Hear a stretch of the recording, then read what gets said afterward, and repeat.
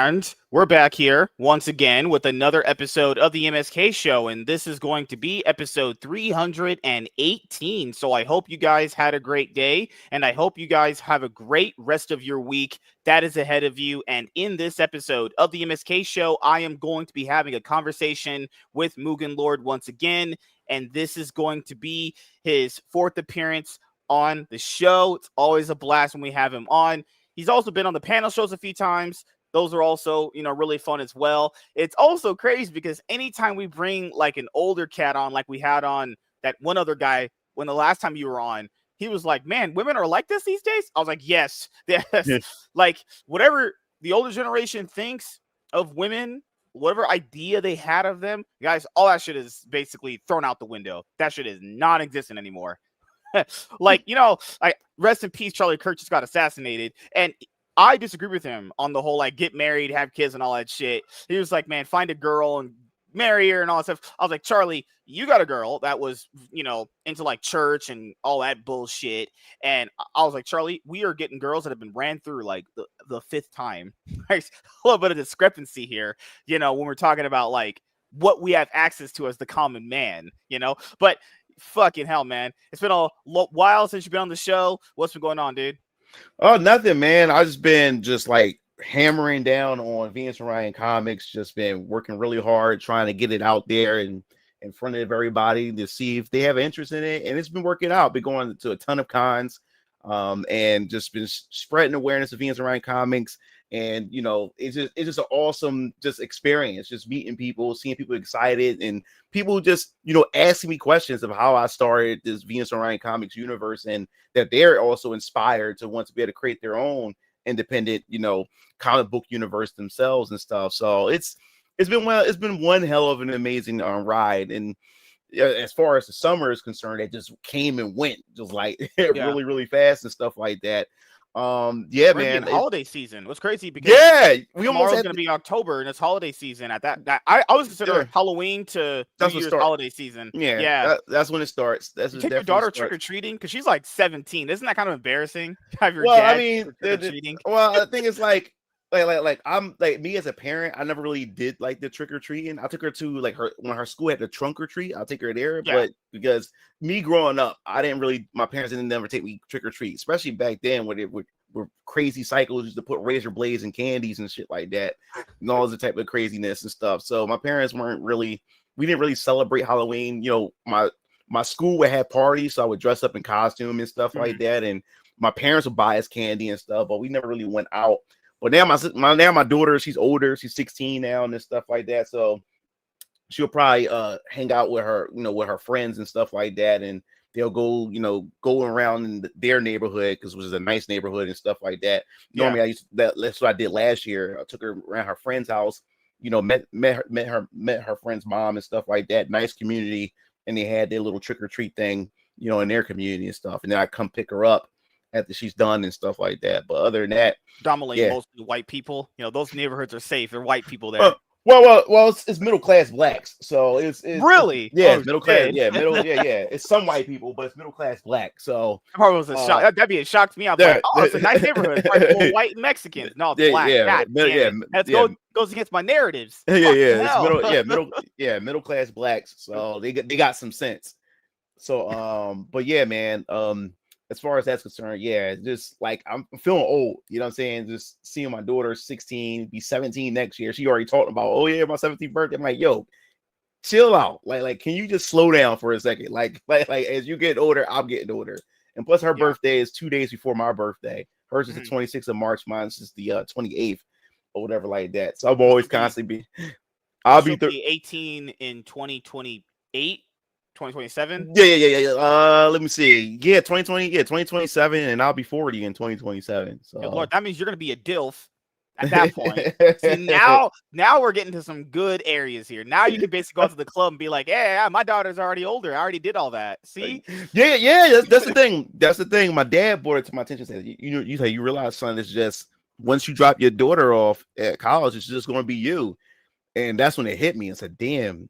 That's why I held off on dating and all this other type of stuff because, I wanted to just focus on my daughter, make sure she get the education that she needs and stuff in private school. And just get her all settled and stuff. And then once she goes away to college, I can focus back on me. I mean, I think that's what a lot of parents, these younger generation parents or these modern parents forget, is when they have kids, they still try to make things about them. But once my daughter was born and stuff like that, it took me some time to adjust. But after, just going through the drama and stuff with friends with benefits with chicks and casually dating here and there and the stress that was bringing me, I said, man, I can't do this while trying to raise a daughter and stuff and trying to, go through, navigate through my love life. I said, nope. So I just put that on pause and just focus on my daughter. And if some action happens to fall on my lap or just happens to happen, then, I have my fun and stuff. But other than that, it's just never been my priority and stuff. But yeah, she's going to college. She's going to college in 2 years. And I'm like, damn, what the fuck I'm going to do now? Peace and quiet. Yeah. But the thing is, like, I wouldn't say peace and quiet because my daughter, she's like me. She just chill. That's one thing I'm glad she got from me. Like unlike her mom and stuff like that. Mm-hmm. That's one thing I could say. She has a lot of me in her and stuff like that. So my daughter's like my best friend. She's like, if I'm not not podcasting or working on other things, my daughter is like glued to my hip. Like she's with me everywhere. My daughter, like I can't even creep out the house. Like if I open the door, Dad, where you going? You ever play Final Fantasy VII where when Aerith had you stayed the night over Aerith's house and you had to creep out to try to leave? Yeah. If you step on the wrong floor panel, she come out like, what are you doing? Like, where you going? And you have to go back into that's how my daughter is. It's like I'm playing the Aerith minigame because when I leave or she hear the door nudge, she opens her door. Dad, where you going? I'm like, I'm stepping out to the store real quick and stuff like that. So yeah, so she's a daddy girl and stuff, and I enjoy my daughter's company. So she's like my best friend. So it's gonna feel weird when she does, go to college and stuff. I remember the time when I did, when she went to hang out with her friends and stuff, and I'm already, I'm trying to get used to it because she's older now, so now she hangs out with her friends, or when she chooses to go out with her friends, opposed to wanting to, chill with me for a bit. It kind of hurts a little bit, but she's getting older. You know what I'm saying? Like she got friends. So, I'm starting to I'm just slowly letting her go and stuff. And I'm getting used to it now. So, because when I completely have to let her go when she go to college, that's going to hit me like a ton of bricks, Yeah. Do you still get worried? Like it's hard? Like if she goes and hangs out with a friend, like I know parents struggle with that too. Like the kid goes hang out, you're like worried something's gonna happen. Oh yeah. Well, the thing is, when she was like a younger, like when she was like 11, 10, 9, 10. The thing is, me as a parent, I don't just send my daughter. I don't let her go to anybody's house, and I don't let anybody look after her. You know what I'm saying? Like that's how my parents was with us and everything. And when before she even hang out with anybody or whatever like that, I was like, yo, I gotta meet this person's guardians first, or parents, or whatever, before you start hanging out, going out anywhere with anybody and stuff. I need to know who you're hanging with. I need to know the parents and everything. So if things ever go south, I know exactly who I should be addressing and stuff like that. So that's what I normally do. I meet the parents or the parent or whoever the guardian is, get to know them, talk to them. And then okay, this is a safe environment. And then they ensure to me, don't worry, like your daughter is safe. I would never let anything happen and stuff like that. And that's how, I did not let her go and, and just hang out or spend the night over and stuff like that. And I always taught my daughter, like, wherever you go, you always text me if you decide to change locations, you text me and let me know. You let me know when you changing locations and stuff. And I'm also like that with my brothers too, and stuff like that. If my brothers are going out, text me and let me know that you're leaving, or text me and let me know that you're switching locations. Because if something was to happen to you, I know exactly where to start looking. You know what I'm saying? So I also instill that in my daughter. So now she's older. She's 16 now. So she having a little bit more freedom. I'm letting her go. She having a little bit more freedom. And all I tell her is just respect my wishes. You text me when you get to your location, and you text me if you switching locations. You always text me, let me know. If you can't do that, then I can't let you go anywhere or whatever like that. Long as easy rules, just do that. Dad, I'm safe. I'll call you when I'm about to leave and stuff like that. That's all I'm asking. Go out and have fun. You know what I'm saying? So yeah, it doesn't. as long as you, as a parent, as long as you instill great values and you teach them accountability and stuff like that, as they get older, it's supposed to actually get easier. It's not supposed to get harder as they get older and stuff. It's actually supposed to get easier. The challenge is when they were younger, because they're more dependent on you. Also, they're really naive too. They don't know anything. Yeah, explaining things to them, they're like, huh? I imagine like explaining and talking to them is way easier when they get older, because people think it's easier when they're younger. It's like, no, they don't understand jack shit. They don't know anything. You're the only person that teaches them. You're supposed to be the adult that shows them all that shit. Yeah. So when when my daughter was younger, it wasn't difficult, but it was work because they're dependent on you. You got to feed them, you got to clothe them. You do if it's something wrong with them, you got to figure it out, because sometimes they don't express it to you and stuff like that. So you got to figure it out and stuff. So you got to navigate through all that when they're younger and stuff. But as they get older, they start to get more and more responsibility. You know what I'm saying? Like I said, when my daughter was young, I was raising my daughter. Her mom wasn't around, so I had to have her auntie, and I had to have the other women in my life to help out, especially when she got older. Like as the moment she turned, I would say, the moment she turned like 1 or maybe 2, I stopped washing her up.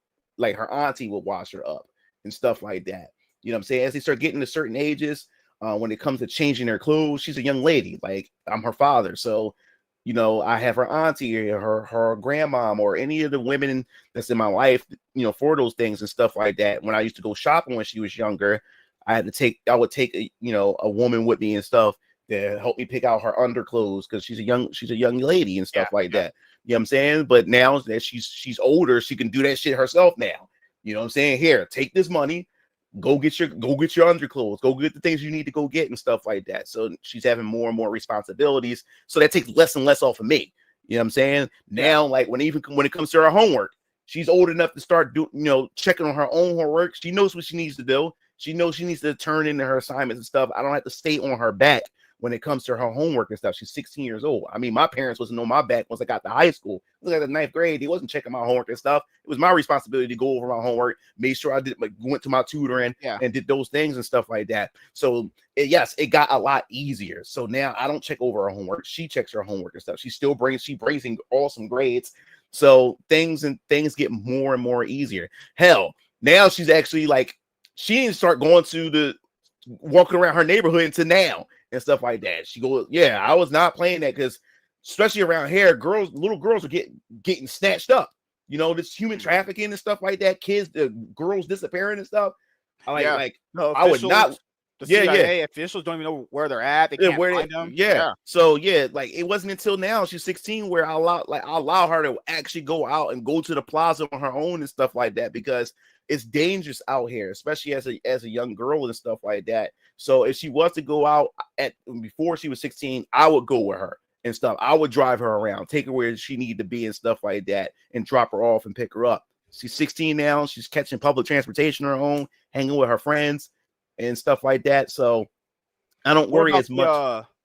The last time we talked, I remember we talked about the mother, because you had said on social media she came back in her life. Is that still a thing? Is her mom still there, or her mom kind of thing that the Will's dad at Fresh Prince of Bel-Air did? I guess it's almost like the Will's dad thing. Oh no! But I'm not sure. I'm not sure. It's because, like I said, like she's old. She's old enough now. I don't get in her business when it comes to her relationship with her mom, because, like I said, like I like me and her not getting back together and stuff. Like she's old enough now. I don't have to check over her. Now that's up to her to establish that relationship. So I don't really pry into her business with her mom like that, unless if I feel like something is off. If my daughter has been acting like, upset about something or whatever like that, then I'll pry into it. But other than that, like she's nonchalant about her mom. Like, the last time I did talk to her, she was like, every time I call my mom, she's always in pain or something like that. She's always a victim of something or whatever like that. Like sometimes women. Sounds about right. Yeah, because she's like every time I call her, because her I think her mom, she told me her mom, the doctors found like a cyst on her brain or something like that. They had to remove or something like that, and whatever. But she said every time I call my mom is always something wrong with mom. It's always something, and then I got to sit down and listen to her bleed out to me, like as if I'm her mom. I'm your daughter. Like I'm supposed to be, like talking to you, bleeding out to you and stuff. But every time I turn around, it's always something wrong with you or whatever like that. And I got to sit down and just listen to you and stuff, listen to whatever you going through and stuff. That's why she said she don't really call her as much of like that, because it's always a story coming from her mom or whatever like that. And she said she don't feel like dealing with it and everything. But that's about as far as I know. Like she only called me like what, about a month and a half ago or whatever. And she was on some shit, like she was like, because she saw me signing books and stuff like that, the whole Venus and Ryan comics thing and stuff. And then she just called me up crying and stuff and saying that she made a mistake and everything. And she was like, I want you back and all this other type of stuff. I'm like, I was like, that's not happening. That is not happening. We not, like, she's the past. Like, I gotta move forward and stuff like that. And don't get me wrong, despite the shit that I've been through with her, I still love her. You know what I'm saying? That's my baby mom. That's the child. That's my first child's, mother and stuff like that. And she was like my very first love and stuff. So I'm always gonna have some type of love for her. But I know I'm smart enough to know that you're no good for me. You're toxic as hell and stuff like that.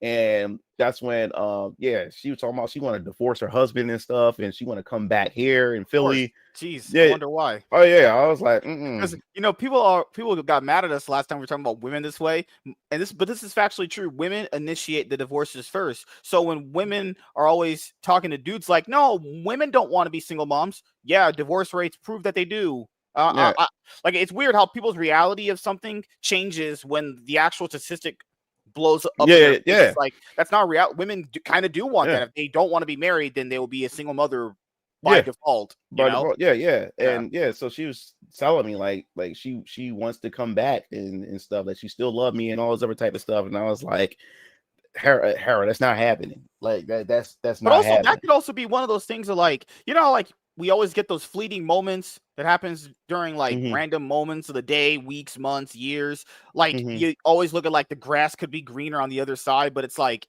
she made this commitment to this dude. Yeah, marriage is supposed to be till death do us part. You're supposed to work things out. Like, I don't know what women want. Like, they want to be married, but they don't want to work through the problems to get through the problem to make it better. Well, it's an easy way out, because society gave women incentives to divorce. Because guess what? There was just a report that in Kentucky that divorce went down by 25%. Because if people don't know, if the audience don't know, and there's a couple other states that are about to replicate what Kentucky had just done. They started this 2 years ago in Kentucky, where by default, both the father and the mother had 50% custody, 50-50 by default, because by default, most cases, by default, the mother gets the child and stuff like that. So what's going on is, by default, since the father and the mother both had the child, which means the father's not really paying child support at all, because he has the child 50% of the time, when she has the child 50% of the time. So he's handling the finances on his end, and she's handling the finances on her end. So now child support is not really a thing. So, and even when it comes to the whole alimony thing, it's like she's getting a little bit back in return from her ex or whatever. So now it's like, all right, it's almost like we still married but not married. If you got 50 and I got 50, and we're both going back and forth, and he's not giving me nothing or whatever like that, because the court said he doesn't have to, because he has the child 50% of the time, it's like we still together. So now the divorce dropped by 25%. Now women are not initiating it, because now it also exposes that was the reason why women were divorcing dudes, because it was an incentive. Like, I can take half your shit, right? And then I can still go on the side, fuck some other dude while you still finance my living. And the worst one was lifetime alimony. That's the worst one. That's even worse. Some states, they have the non-fault divorce or whatever. So even if you didn't get married, you get screwed too. And that's what was going on. So it goes to show that women aren't leaving relationships because her husband's beating the shit out of her. Most of these chicks are leaving because there's an incentive. Like Yeah. I don't want to be in this relationship. So she is willing to end a marriage, end a family with kids and everything because it doesn't have that spark anymore. What kind of selfish shit is that? Like it's some Disney fairy tale and stuff like that. You know what I'm saying? Like she has no incentive to work things out. So now women in Kentucky is slow down with initiating the divorces because now she sees it as like, damn, it doesn't make any sense if this man is still has 50% custody and he's paying me less in child support because he has the kids 50% of the time, then there's no sense of leaving over like that. So that goes to show you that these women aren't leaving for domestic abuse. They're leaving because it's an incentive. I can take his money, live the life I want to live, and he finance it. Like I said, one of my college bros, you know what I'm saying? He had a high school sweetheart. They went to college together. After they got to college together, got married, had a kid and stuff like that. And then up in one day, she said she didn't want to do it no more. And he was so like it came out of nowhere to him or whatever. And he had to give up the house to her. He had to give the car to her. And he had to live, and he had a good job. He was making like over 100 grand a year and stuff like that. So now he has to split his pension and stuff like that. And then he had to, like I said, he had to give the car to her. He had to give the vehicle to her. He has no vehicle, so he has to catch public transportation, and he's living in a small room, while his childhood sweetheart is banging his best friend. She moves him in the house, and he has to finance that, and he can barely see his kid, while his best friend is banging his childhood sweetheart. Mm-hmm. He has to still pay for that. And what the women would do is, as long as she don't get married, she can still collect alimony. So now all she had to do is get a fuck boy, have him fuck her brains out, while her ex, who's always been paying the bills, now she's not well. He still has to pay the bills, maintain her life, while this new guy moves in the house, fucking her brains out, and he's walking around your children. And this is why dudes commit suicide.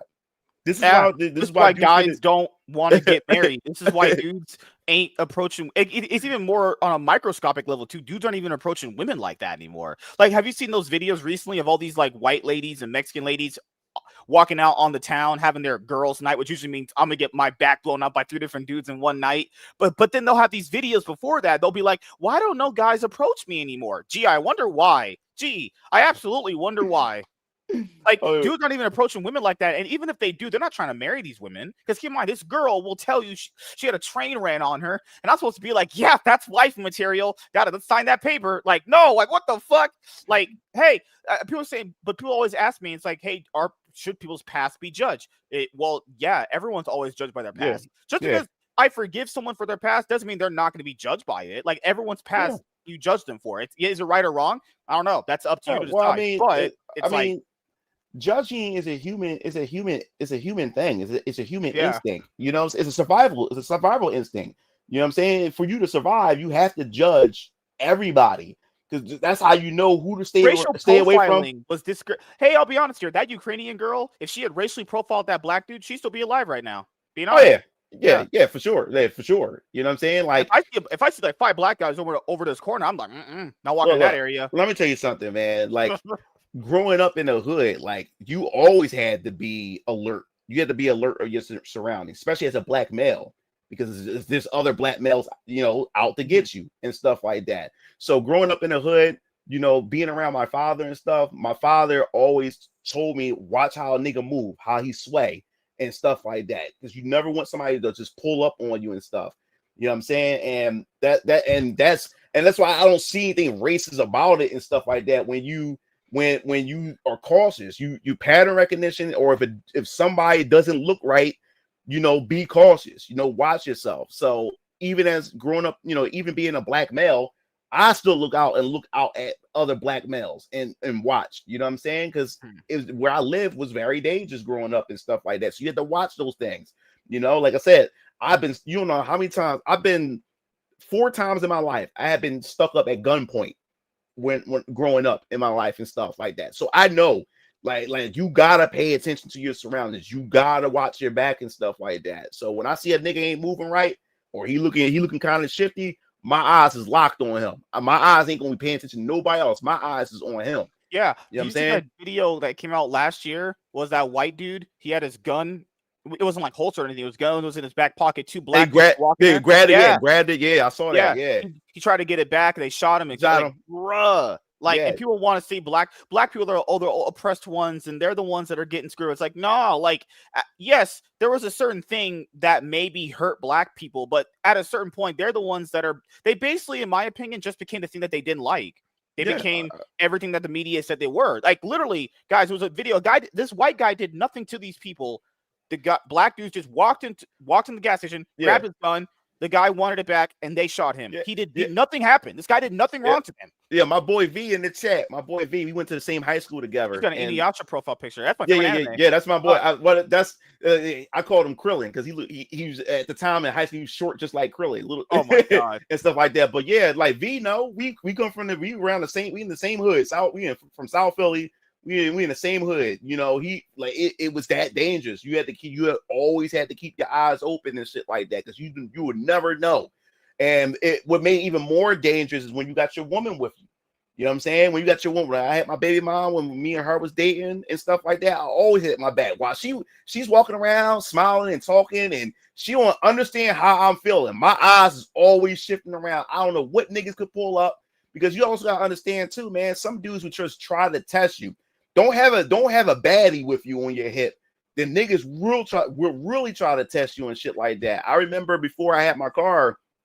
It was me and my daughter. She was only like 8 months or whatever like that. And we was coming from the gallery and we got on the 17 on our way back home. And she gets on the bus first. I had the transfer, the fare and stuff to pay for the bus and stuff. So I get on. So I told my girl and I told, to take our daughter in the back. So she's holding her and go all the way in the back. So while I'm putting the change in, it was like 6 black dudes back there. And the light-skinned dude get up and he was like, yo, what's up? And while she's holding my daughter and shit like that, I didn't give a fuck. I walked up and said, yo, we got a problem? He said, oh, she with you? Oh, my fault, old head. And and I was ready. I thought these dudes were gonna get up and jump, but once he got shook or whatever like that, because I didn't give a fuck. And then the other dudes, they didn't say nothing. They just went in the back or whatever like that and sat there or whatever. And then they got off the next stop. I ain't gonna lie, that turned her on. I just went through something a little similar like that. I was gonna go to the store and I was just waiting for the bus. Got on it. I was about to pay and everything. Group of black people just all in the back, all seats filled up. I'm like, no, this is the thing that pissed me off. No. This would piss me off growing up. Yeah. So this would piss me off. Also, LG, he says, "Hey, it's a black guy." I'm talking about Mugen. Oh fuck, yeah, V. We old heads now. Look, shit. I upgraded the status. Niggas call me pops now. Niggas ain't even call me onk. Niggas call me pops. Niggas are calling me pops. I'm like, damn. So yeah, man. So what pissed me off, what irritates me when seeing like especially young black teenagers or black kids and stuff when I used to get on the bus before I had my car and stuff like that.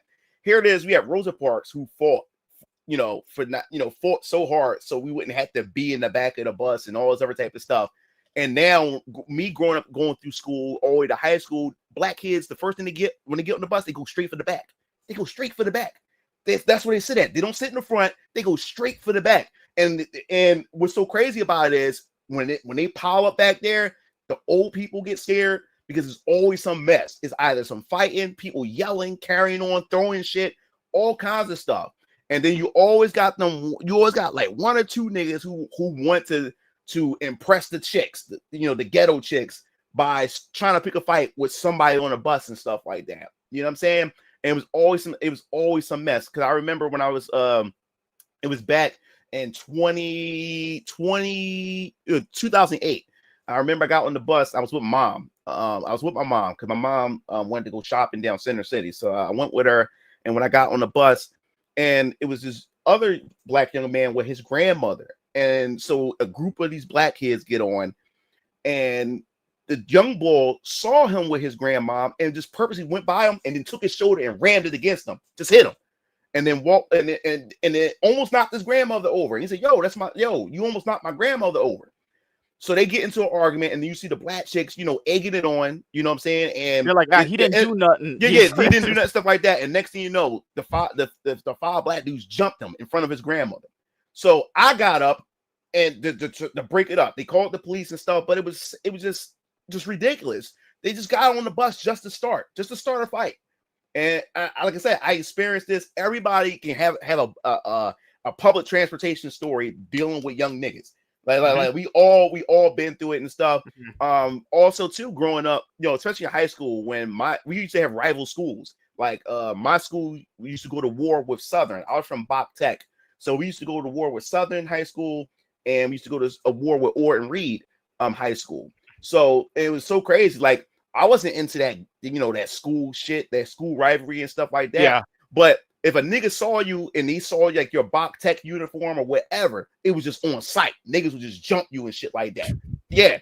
But luckily, the reason why me and my brothers didn't get jumped, because I remember it was a crazy fight that broke up in high school. Yeah. Vito, what happened was my cousin William, he was from South Philly High, right?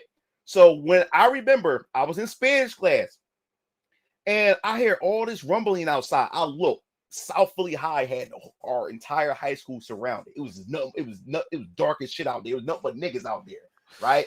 So I'm like, what the fuck is going on? I said, why all these niggas out there? So they was looking for like these other dudes in our school who act like they hood and shit like that. They was looking for them and shit like that. So I remember me and my brother Keo, we leave out. So when we leave out, I saw my cousin William and Malcolm. They was from South Philly High. So when we came out, the South Philly High niggas came over to us, and my cousin said, yo, don't touch them. That's my cousins. That's family right there. They don't got nothing to do with this shit. So he said, oh, my fault. So the niggas from South Philly High, they let us go by. So they opened up and moved out of the way. We walked through the crowd and shit like that, and that shit closed back up. So when them niggas came out from Bach, dude, they just started jumping them niggas, and they was beating up ninth graders. They was beating up, if you was a black man, if you was a male, I wouldn't say black male because we had Cambodians, we had white boys, we had stuff like that at our school. But if you was a male, you was getting your ass jumped. They was getting any nigga. If you was a male, you was getting your ass whooped. So man, I remember we was walking back on our way, going to the bus stop to the 29. We see police helicopters and wagons going in the direction to our school and shit like that. Dude, it was fucking crazy. Them school wars. Yup, helicopters and everything that day. Yup. Yeah, and people wonder why they don't want their kids going to school with black people like that. Like, I wouldn't want my kid going through that. Fuck but this is the thing. Like in our high school, we also had like different groups. So we had the Cambodians had their little clique, their little squad. We had the Italians had their squads.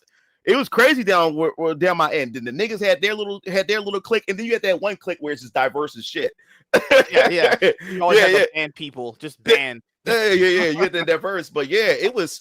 Yeah, I mean, it was crazy. It was fucking crazy. Then I remember that we had to get out of school 1:00 at like from April all the way to the end of the semester because somebody came and shot up the school because I think one of the Italian dudes slept with this Asian chick or something like that. He was dating her or something like that. So the Asian dudes came up because I remember this white boy named John, Italian dude.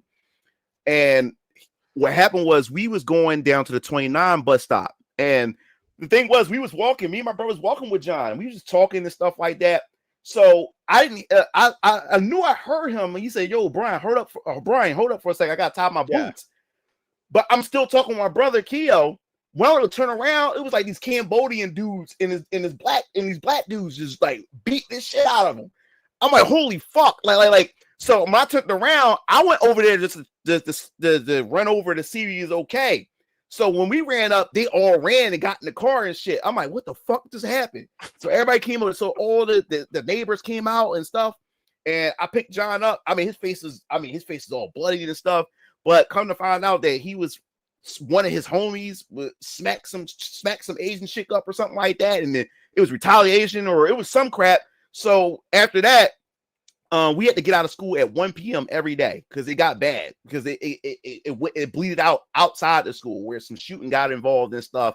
It was nuts. But the Italian clique at the school, they was like, yo, like, we want to talk to you for a second, Brian. I'm like, what? It's like, yo, we appreciate what you and your brother did, man. Like, we heard what happened. I'm like, what happened?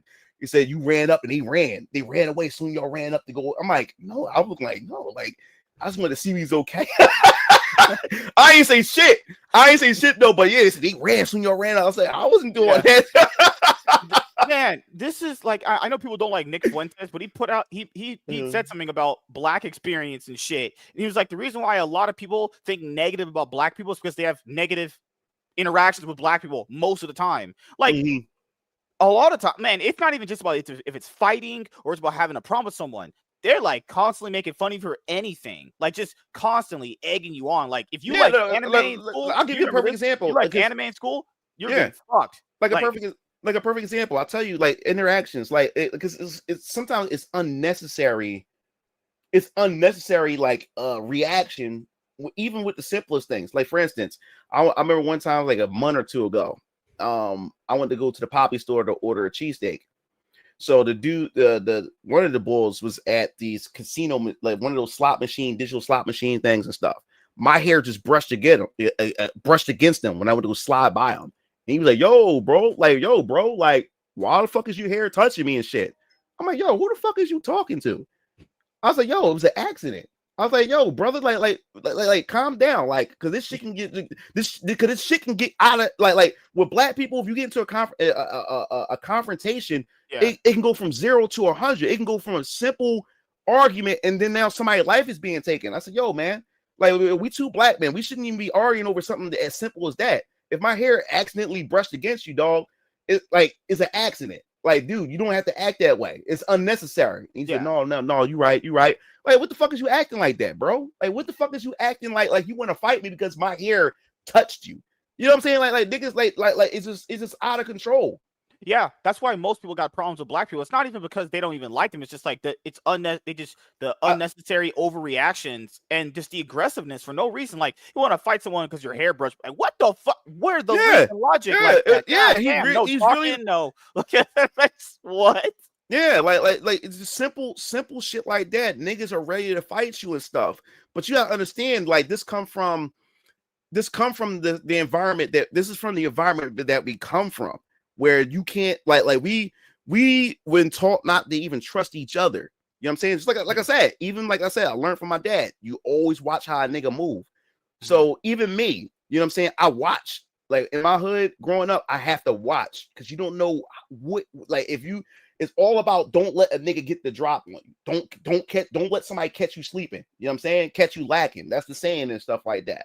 So even me in my era growing up, and even in my dad's era growing up, you gotta watch niggas. You know what I'm saying? But that's how it is in our neighborhoods and stuff. We've been taught not to trust each other. You know what I'm saying? So now, and then we also got this like I said, when it comes to the hood culture, the gangster culture and stuff like that, and trying to prove that you're a man, that you're not a bitch and stuff like that. So you're walking around every day trying to prove that you're not a bitch. You know what I'm saying? And even some of these niggas even know that, yo, it's not really that drastic or, you know, or whatever like that, but he has to prove in front of the other niggas, you know what I'm saying, that he ain't no bitch. And that's where all this shit, you know, extends from and stuff. And that has to be fixed. Because, like, as a black man and stuff, we should be able to sit down and actually have a conversation. And that also goes into the fact that, you know, in our communities, there's a epidemic of single mothers. So we have a lot of black young men who are very community with the most single mothers. Exactly. Yeah. Exactly. That's crazy. So we have a bunch of emotional black males. They're very fucking emotional and stuff like that. Because they taught by their mothers. They grew up around estrogen their whole entire life. They've been raised by their auntie, their grandma, you know, their mom, their sisters and stuff like that. So there's no masculine image. There's no example of what a real masculine man is. Black people or black men in general, we're hyper masculine. We're the most hyper masculine race on this planet. Everything we do, we do it to the next level, and shit like that. But and it's sad, like we should. Like, imagine if we took that and channel it in a positive way. You know what I'm saying? Yeah. I mean, we proved it through history, through sports, music, and all kinds of other things. But it's also have a destructive side as well when it's not channeled, or when that young man doesn't have that male figure in his life to help him channel that and stuff. There's also the ones that think that, you know, every race is out to get them. Like, I know you've seen those college campus debates where, like, the Fearless Tour guys just went out to the University of Tennessee just to have a conversation. Yeah, these group of people trying to fuck with them, trying to throw things at their car. It's like, what? This is all of our conversation. Like, even just trying to have conversation with some of them, they bring up all this shit, and you're like, wait a minute, none of that ever happened to you. You had nothing to do with slavery. What the fuck are you talking about? And what's so sad about it is just like Eric Wappel said, it's the hood guys giving most black people a bad name. Yeah, because there's a lot of hardworking every day that get up, like 9 to 5 black folks that get up and just want to go to work and, you know, be want to contribute to society and stuff. But is the bad apples, and it's a lot of them. And what makes it bad is because we also have this culture of don't snitch culture too. You know what I'm saying?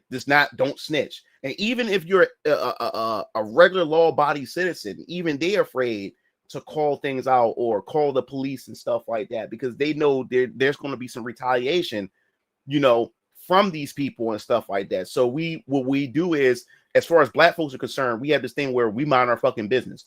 If the cops come by, oh, we didn't see shit. And then we allow these people to terrorize our neighborhoods because we don't want to be seen as a rat. We don't want to be seen as a snitch and shit like that. So and those people usually, when they get enough money from working, they move out of the hood. Oh yeah. Well, that's everybody's dream, is to get out of the hood, because that's another reason why our black communities can never strive, is because most are educated, most are wealthy blacks and everything. The first thing they do once they get educated, they leave, and I don't blame them.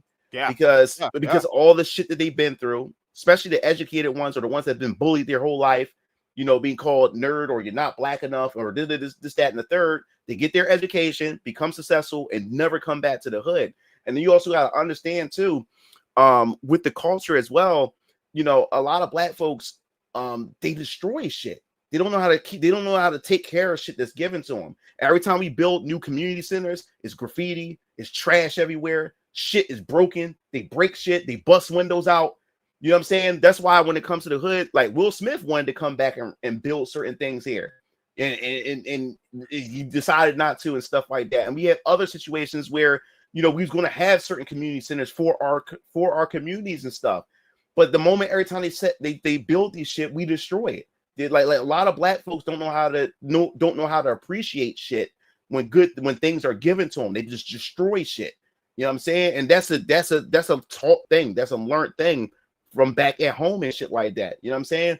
And I've seen it. It's also glorifying the music too. Yeah, like you got girls listening to Cardi B. Cardi B's biggest song was WAP. But like for instance, I'll give you another perfect example that used to get on my nerves. And I used to hate when we used to get new neighbors. Like every time we got a new neighbor, we didn't know what kind of fucking neighbor we getting. If we're going to get an older, much more mature person, then we know that, okay, it's going to be good. But every time we got a younger, like new neighbor, they all, whatever hood shit that they were from, they bring it to our neighborhood, to our block. Because I remember we had a few chicks, whores, like ghetto whores.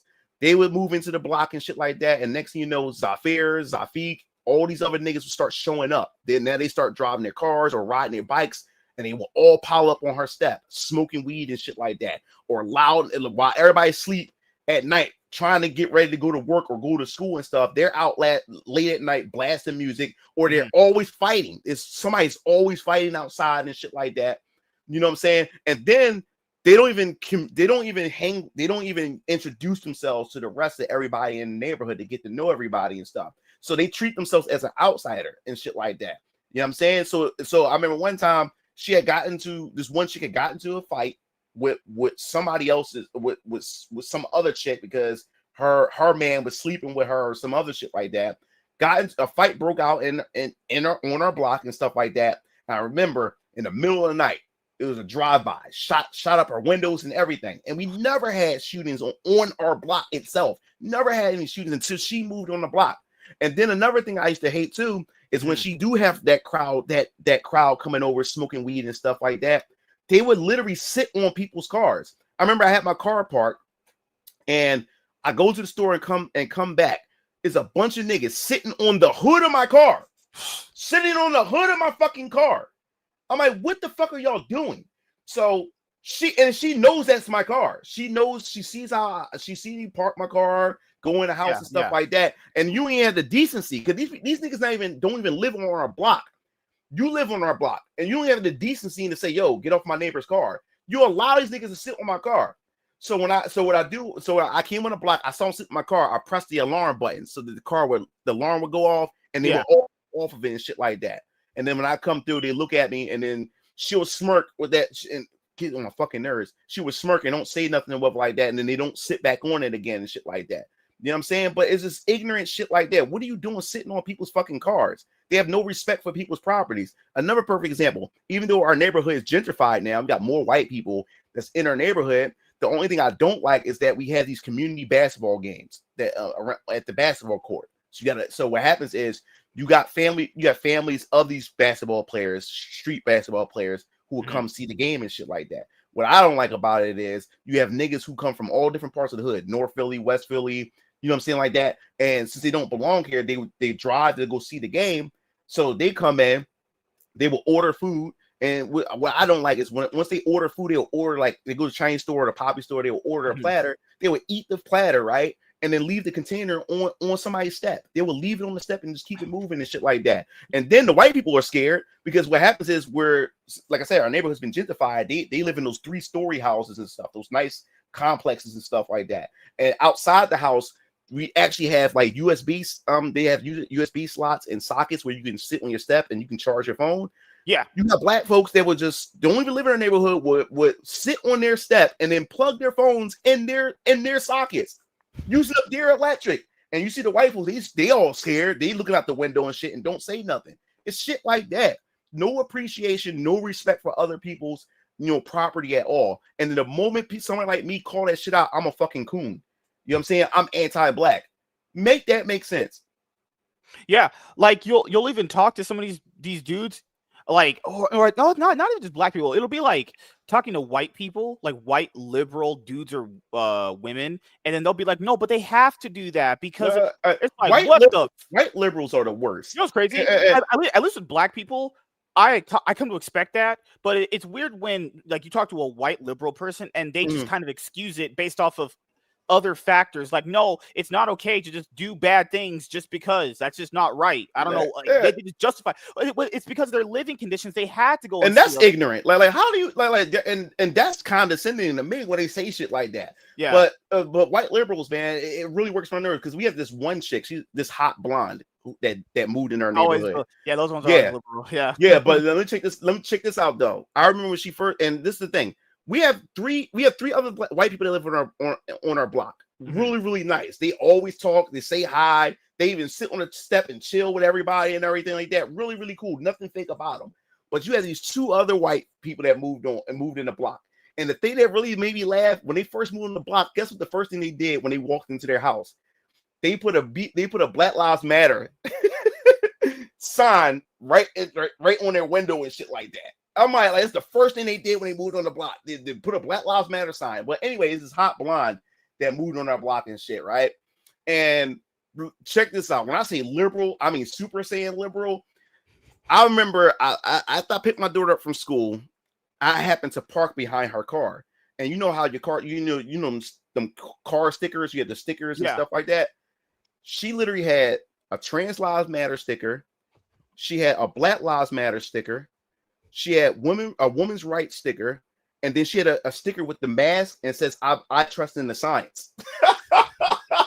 That was a cocktail, dog. I said, oh, this chick is a loony. She probably has Antifa stickers on her car now. Dog, she's hot, but I was like, no, she's a flaming liberal. She you can't get no more liberal than that, dog. I was like, that's crazy. Have all that shit on the back of your damn car. Crazy is that when you were telling the story about all those black people that were working hard in that neighborhood that your daughter went to, I find it so crazy that that the system was so racist. How are there neighborhoods with full black people with families and they work and they have a good life? I find isn't that crazy? Yeah, because systematic racism it's crazy how it only applies to people that are lazy. You know? What I mean? It's a class thing. It's a class thing. Because like I said, I've seen classy black folks that man, I love to be around black folks with class because they're black people. They're not niggas. You know what I'm saying? And I love being around black folks that has class and stuff like that. Because let me tell you something. This is me growing up, right? We never did anything locally. Like if you wanted to go to the movies, if you wanted to go out to dinner, my parents never took us locally because my dad told me, you never go anywhere where niggas can get on the bus and take public transportation to travel to or whatever like that. You got to go out to where niggas got that you have to drive out to or whatever like that. So that's why when we used to go out to dinner or we used to go out to the movie theaters, we never did anything in our neighborhood. We always went out. And when you go out, you see less niggas, but when you do see black people, they're legitimately black people that actually have sense like us. So that's the only time you're able to find black people with sense is when you go far out away from your damn community and shit like that.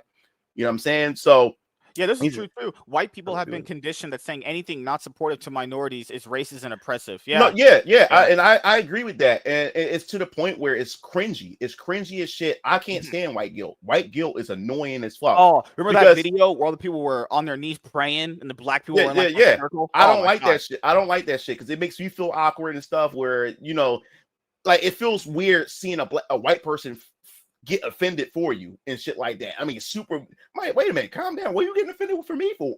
For me, you know what I'm saying? Like, and it gets really, really cringy because I can't tell if you're genuine. Do you fuck with me because you fuck with me? I think they're all just virtue signaling. All that it's all signaling. It's all basically anything that they do and they say is morally justice and righteous. But if you criticize any of that, you're a bigot, racist, homophobe. Like, what the fuck? These people are just only out for their own self-image. I don't think they truly even care about black issues like that. No, they don't. They don't. Yeah. Just like these companies don't. They don't care about black. It's all virtue signal for social credit. You know, for social pat on the shoulder and the back and shit like that. But yeah, I stay away from like white folks that has white guilt and shit like that. I stay away from because it's never really genuine. Like you agree with everything I say. Like are you actually listening to what I'm saying, or are you just agreeing with me because I'm black? I think they're just saying yes because it's like that. You have conversation with people and they're trying to get to their next point, but they're not actually listening. You know what I mean? Like you'll say, like, hey, black dudes are committing a lot of murder, but then people are like, but black people aren't always doing that. Doesn't even like people are retarded. This is why Charlie Kirk was doing the best he can. You can't talk to people. You'll say, I like waffles. Then a retard will be like, well, are you against pancakes? Pancakes are a minority. What you got against pancakes? Pancakes lives matter. Like, bro, I just want to like waffles. Yeah, because I remember, like I said, like I was talking to this one white dude, and I wanted to test to see was he actually like, are we actually having a legitimate conversation, or is he just agreeing with me? So I was just making shit up, and he was just agreeing with me. I said, okay, I need to stay away from this dude. He's not really being real with me. He's only agreeing with me because I'm a black guy. He's afraid if he disagree with me that there may be some altercation between me and him, and those type of white people I stay away from.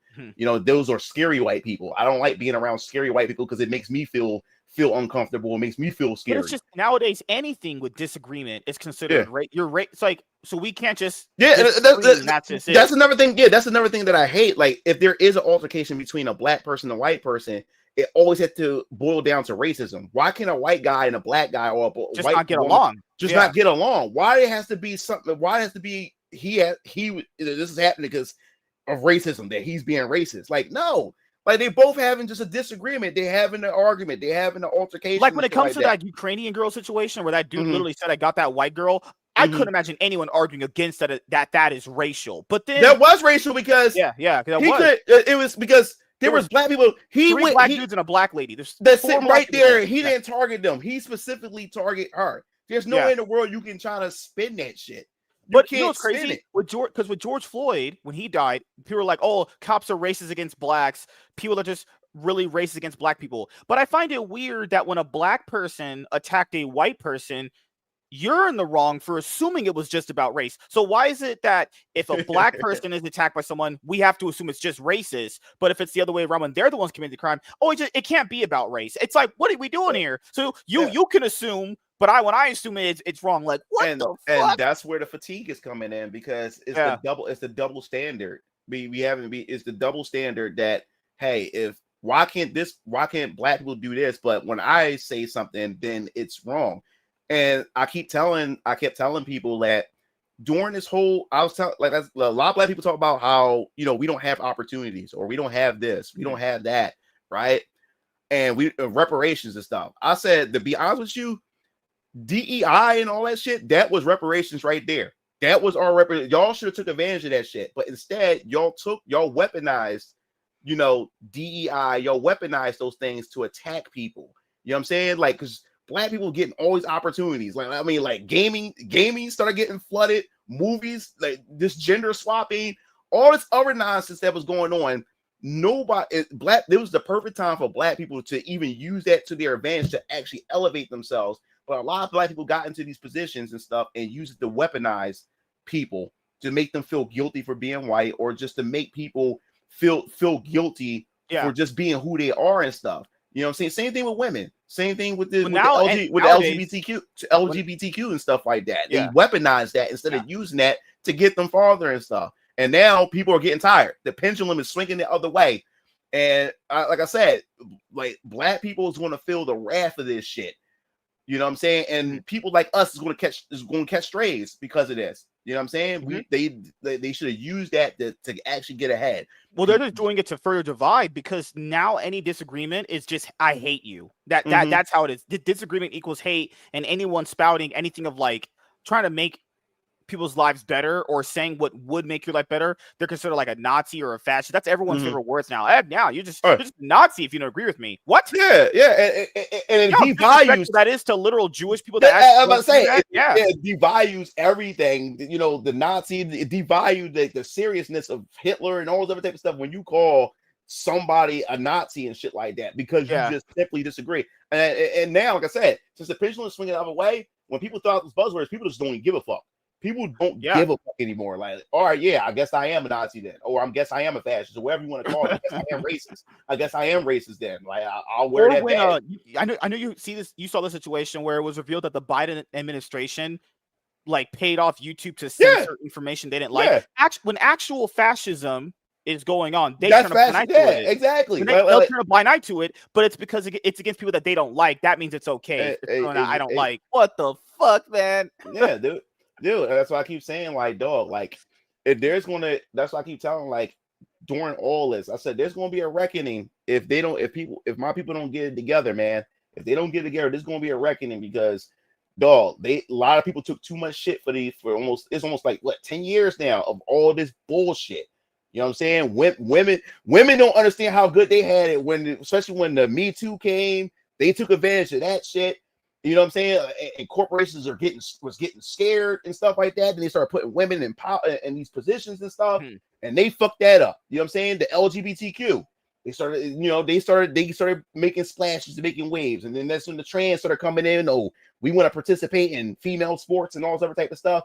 They didn't know when they had it. When they had it good, and when they actually had something, they just took it to the next level. And the same thing with black folks. With this DEI and all this other type of nonsense, y'all don't know when to quit, and y'all weaponize your victim status.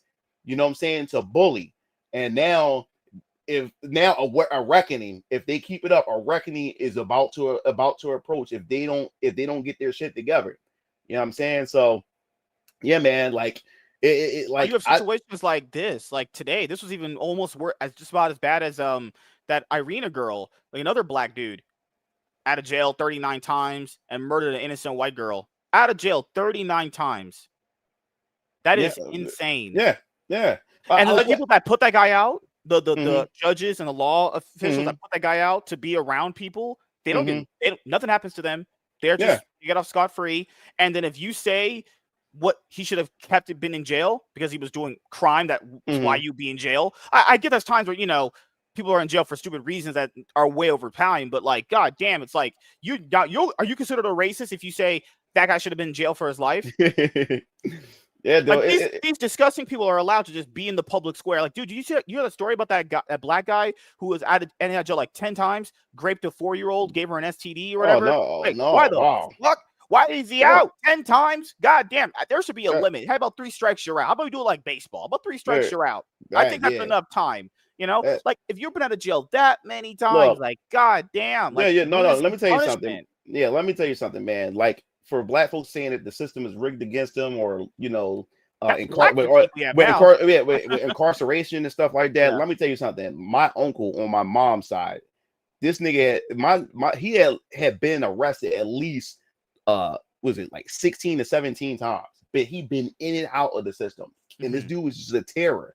And so he finally got put behind bars for good. You know what I'm saying? But it had to take that. It had to take him to actually do something even more crazier. But I also want to I agree with Eric the Guapo says. If you click, he says older black people from the church. Click on that one. Yeah. I want see it says older black people from the church. I grew up and said that the black community sold their wealth after the Civil Rights Act was passed. They sold their business to work for white people. I want to talk about this because also this is why Martin Luther King was killed too, because Martin Luther King realized that he made a mistake with this whole movement. Now he's not saying that we should have stayed segregated, but he was saying that he walked these people segregation. Yeah. Bring it. You know what I'm saying? Like, and what happened was with a lot of black folks, especially back during those times and stuff. Like I said, back then we had no identity. Like I said, after slavery, we was pulled away from our motherland. We lived here and stuff like that, and we have no identity. It wasn't. That's why in like the 40s, the 50s, we try to imitate white people. We get our hair,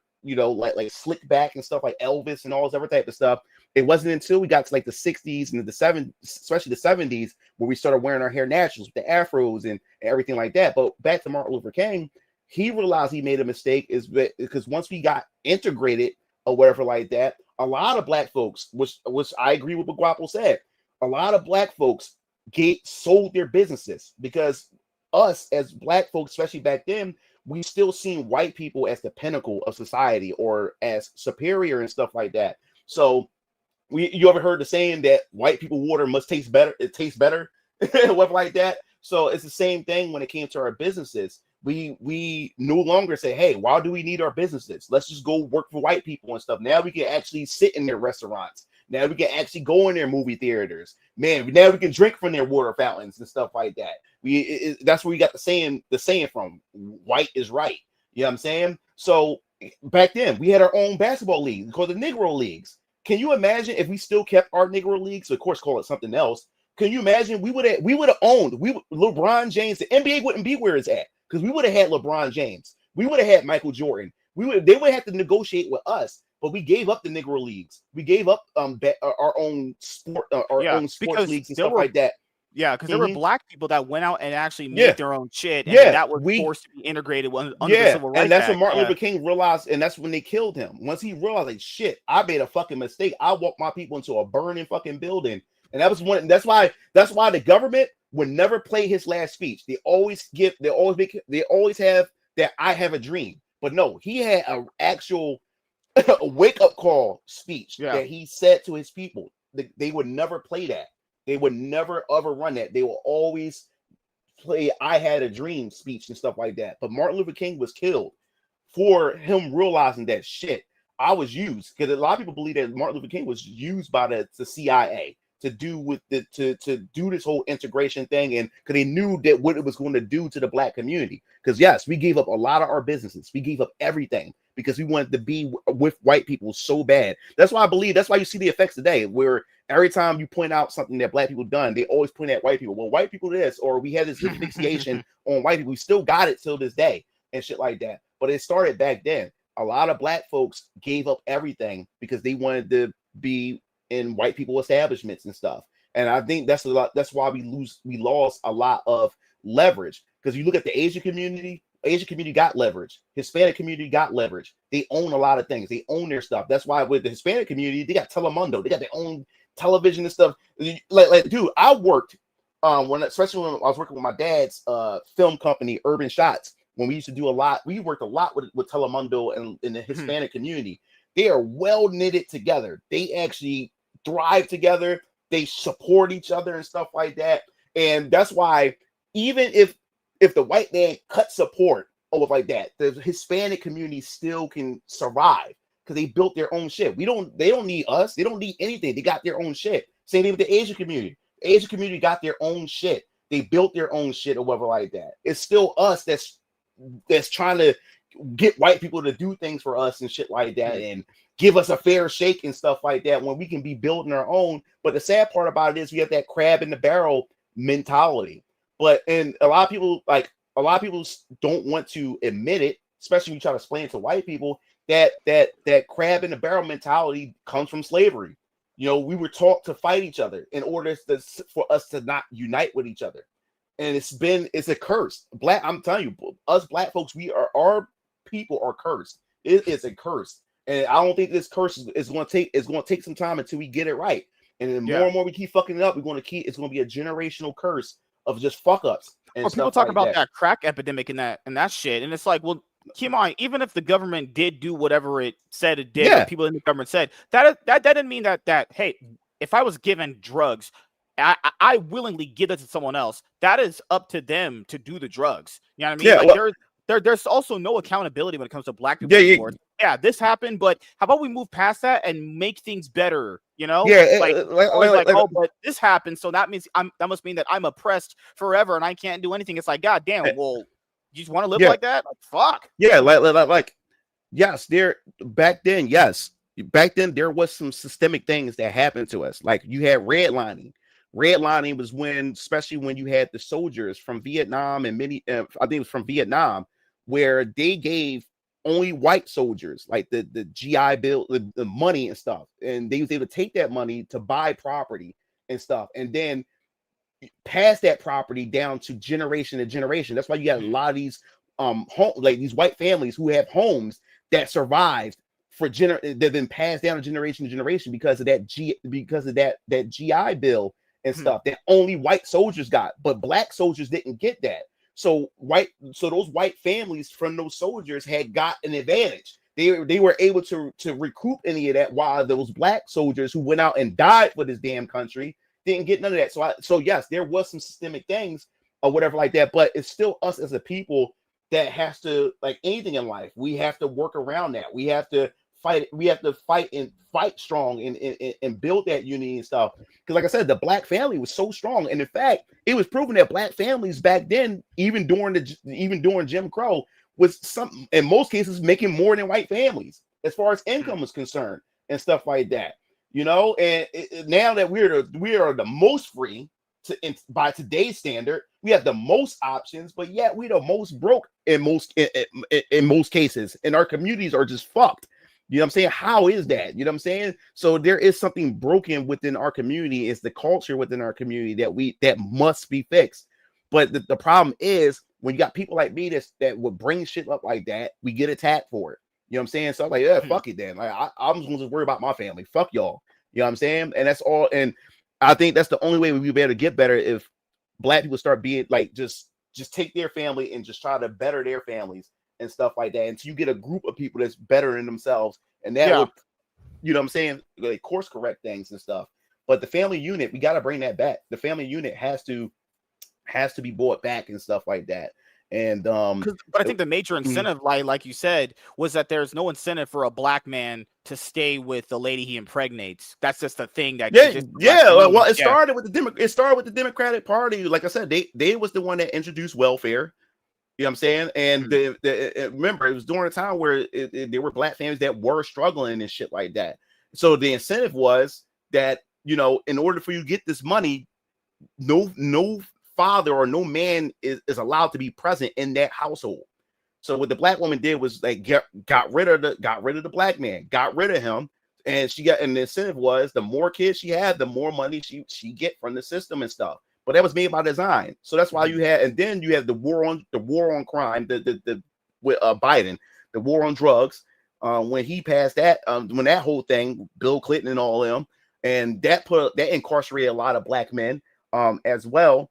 And like I said, a lot of black men would get more time for the same crimes that a white person would do, especially with drugs and stuff like that. He would get double that. You know what I'm saying? That shit did exist. You know what I'm saying? So that was, like I said, it was a lot of that design, and we're still trying to recuperate from that. But we can't recuperate if we're all fighting each other, because we got black folks saying that you're not black enough. It's colorism. Oh, you're a light-skinned nigga, so I don't fuck with you. And there's all kinds of other stuff. It's dumb shit like that.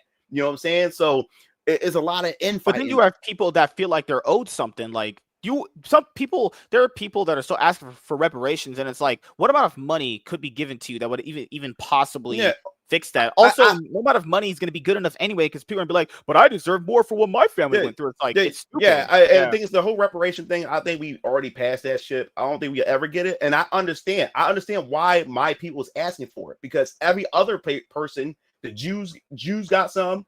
You know what I'm saying? When we bombed with Hiroshima, we helped rebuild with Japan and shit like that. We did everything for every other race of people. We gave back to them. But when it came to us, they beat our asses. They did all these things to us, but they won't give a shit.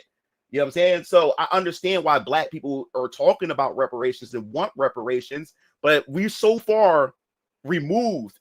There's so many generations now. Like, do you come from a family of slaves and all this other type of stuff? So now it's harder to try to distinguish who comes from what or whatever like that, to see who gets that money and stuff like that. But I do agree when it comes to that. Black people have a right to ask for it, especially when America has given other people their just deserves for a lot of fucked up things that we have done to other cultures and shit like that. But for some strange reason, they don't want to give us shit. So it's also another thing is, like, even if they magically got the money, I don't even think they would use the money for anything good. Oh, no. This is what I learned when I learned. If you're bad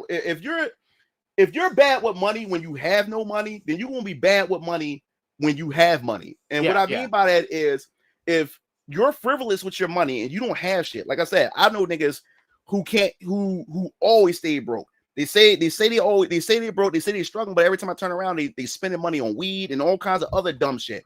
So if I was to give that nigga that $100,000, he's not going to do right by it, because now with that much money, he has access to more frivolous. He can do more frivolous things, spending on bitches, spending on drugs, spending on cars and stuff. But what I'll tell you one thing, if you do give niggas reparations, that shit will go right back into the economy, though. That will pump the fuck out of the economy, because niggas spend money. You see the Chappelle show when they did that shit?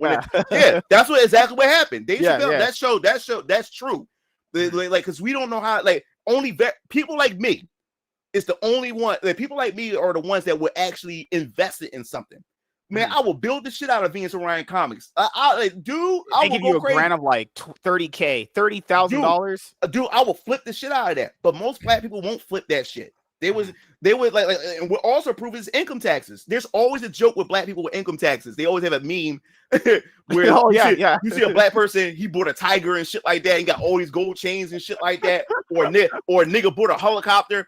And like that's the thing. When even during income taxes, niggas would spend it on the most expensive car, knowing damn well that income tax would like, once it's going, how are you going to pay that car note once the income taxes are going? How are you going to afford that?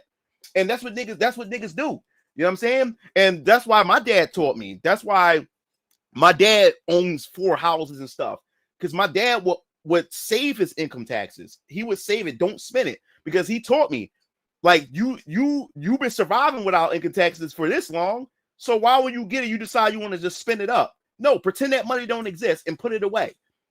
And that's what my dad did. And the next thing you know, my dad's sitting on hundreds of thousands of dollars over the course of years for sitting on his income taxes. And that's why he's able to go out and buy property and do these things and stuff like that. While on the other end, niggas are going out buying Lexus, BMWs, buying Jordans, buying Jordans and shit like that. I know these dudes are spending money on girls' OnlyFans. Oh yeah, Today, in today's society, OnlyFans, buying it on bitches and shit like that, spending all this damn money and everything. So it's all about your upbringing, you being taught and stuff. And there's not a lot of Black families or Black people who are taught how to save money and how to spend their money smart and stuff like that. And you also have this thing where Black people are so used to not having shit. When they finally have something, they go out on a limb and just spend. You know what I'm saying? Because they're so used to not having shit. So I also see where that mentality comes from as well. I can see both sides, but it's still no excuse for the fuckery that that Black people do. So you know what I'm saying? Like I said, I grown up in the hood. I know how this shit is. You know what I'm saying? I've seen it every day. I have relatives and family members that live a certain way, and I've seen it growing up and everything. And luckily, I had my mom and dad that raised me much differently. And that's why people used to call me white boy and stuff like that because I had a mother and a father, and I was treated like a privileged kid in my neighborhood. You know what I'm saying? Like I had any video game that I want. I had no reason to run the streets because all my entertainment was home. Kids came to my house to play the latest video game. I had my own like when kids came to my house, they were surprised to see that I didn't have to share my console with my siblings. I had my own console, and my siblings had their own consoles. My dad had his own console.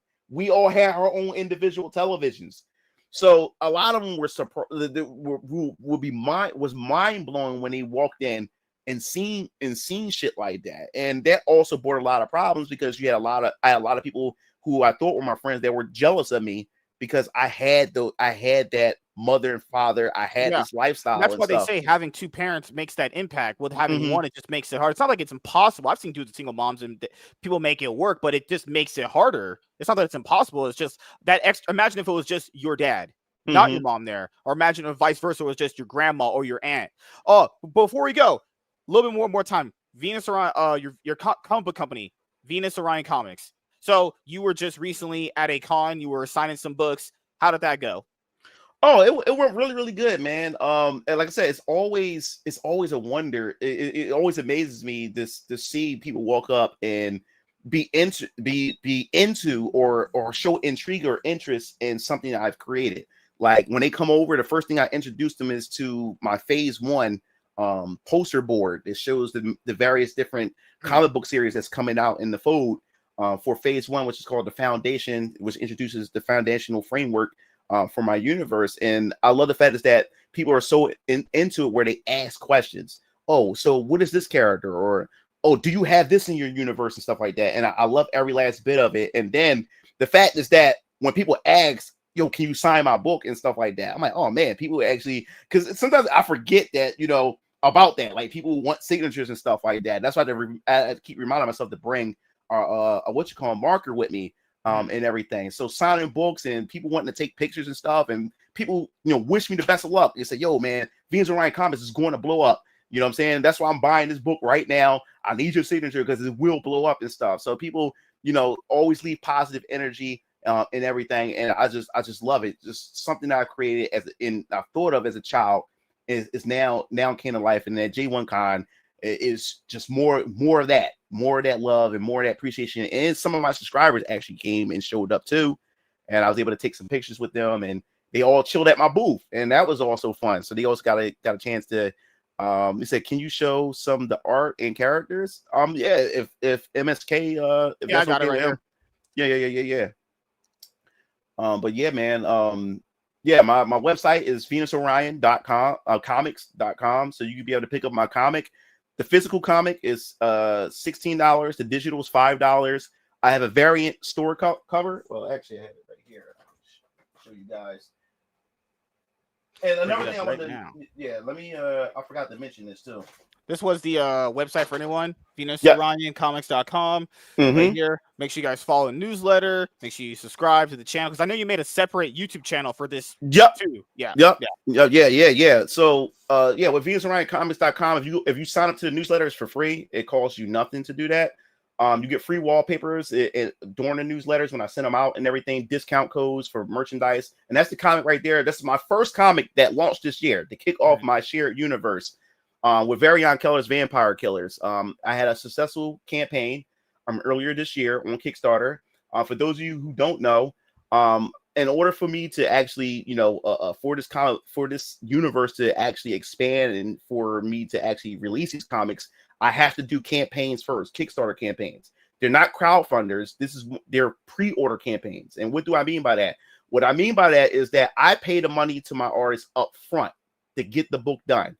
So when I do the campaign, it's more of a pre-order, and that money is used to cover the cost of printing and also to ship it out. And what's left over gets reinvested back into the business to help farther to make more books and everything. So yes, the first campaign, I needed a goal of 4,000, end up making $7,000 for the first campaign. It was successful. So after the campaign is done, after the fulfillment is done, the only cover that's available is the base cover of Variant Killer's Vampire Killers. And then of course, yeah, go to the website. You can be able to check out the trailer, check out the synopsis for it and everything. It follows the story of 3 vampire hunter. They are brothers named they call them the Draven brothers. Mm-hmm. And essentially what happened was two of their mentors were killed, Lionel and Rosalie. They were murdered. And they end up seeking the help of Varian Keller, thus the title, Varian Keller Vampire Killers. He's a skilled vampire hunter who promised to train them in order to go after the vampire named Alan Fleck, who killed their mentors. But there's a problem. During what kicks off chapter 1 is for the simple fact that one of Varian Keller's colleagues was murdered. His name is Dreaddiller. And he kind of like pretty much sidetracked and pretty much shoved the brothers off to the side to focus on avenging or finding out who murdered his colleague. So they kind of pissed off the older brother, Hezekiah Draven, who you see on the front cover. So he wanted to take matters into his own hands to find Alan Fleck himself. And he told his brothers to stay out of it or whatever. So what happens is another member of the group named Techlock, he said, hey, Hezekiah, I don't think this is a good idea. And I can't have you do this by yourself. So if you are going to go out and do this, I'll help you out. So he used his tech skills and wound up doing some research and digging and found out there's this girl named Jasmine Mitchell, this goth chick, who has some connection to Alan Fleck. And that's why in chapter 1, he's on his way to meet up with Jasmine Mitchell to get information out of her. And if people who read the book. Yeah, I know.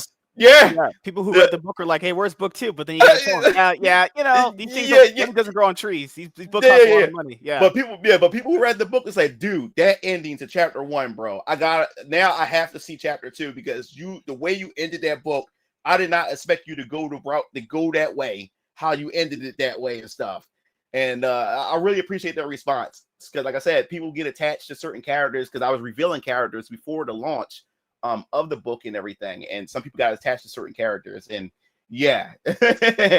but so on the website there's also a store cover, variant cover that you can only get from the store, which is my trigger cover. Also too, this week I will be uploading because I still have leftover inventory of my variant covers from the Kickstarter.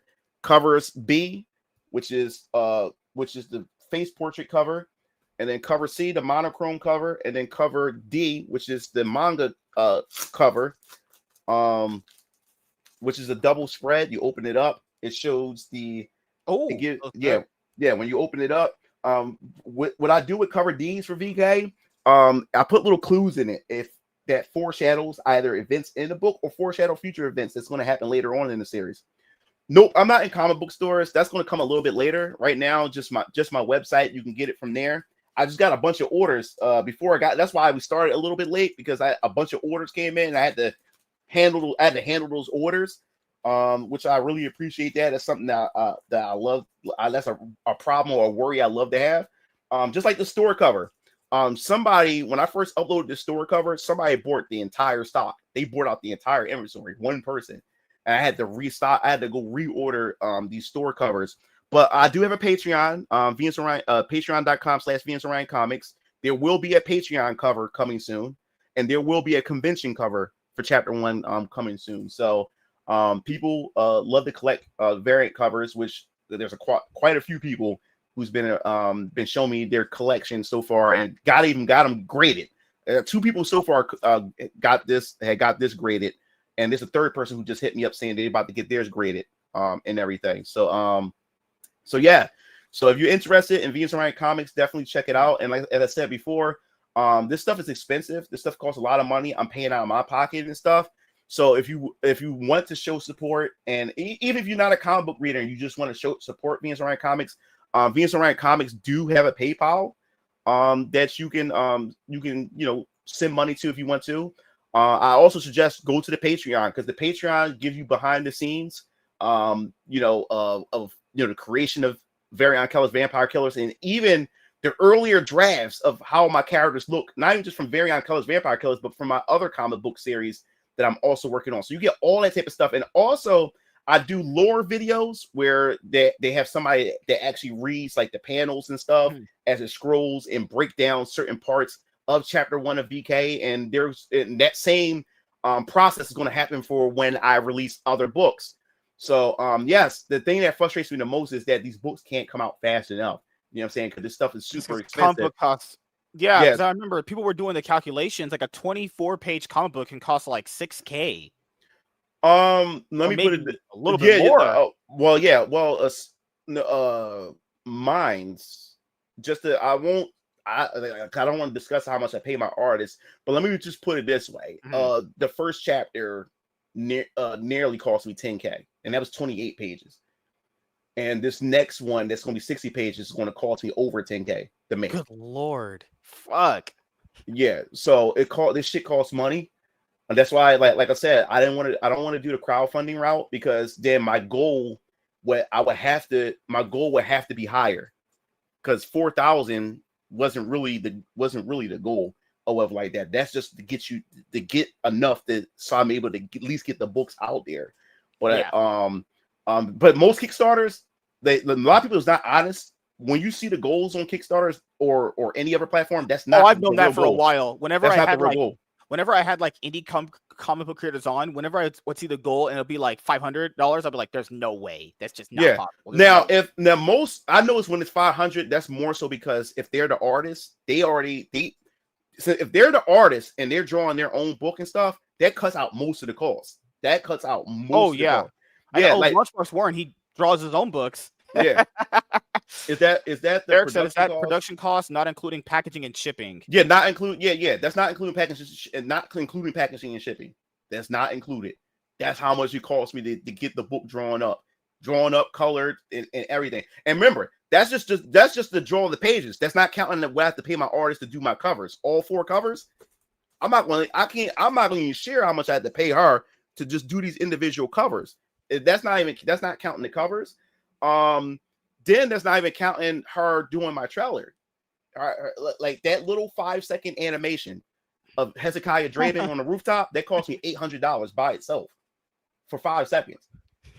I paid a shit ton of money. It cost fucking hell. money. I can go to a strip club right now and get a hand job for more than that. Yeah, that cost me 800.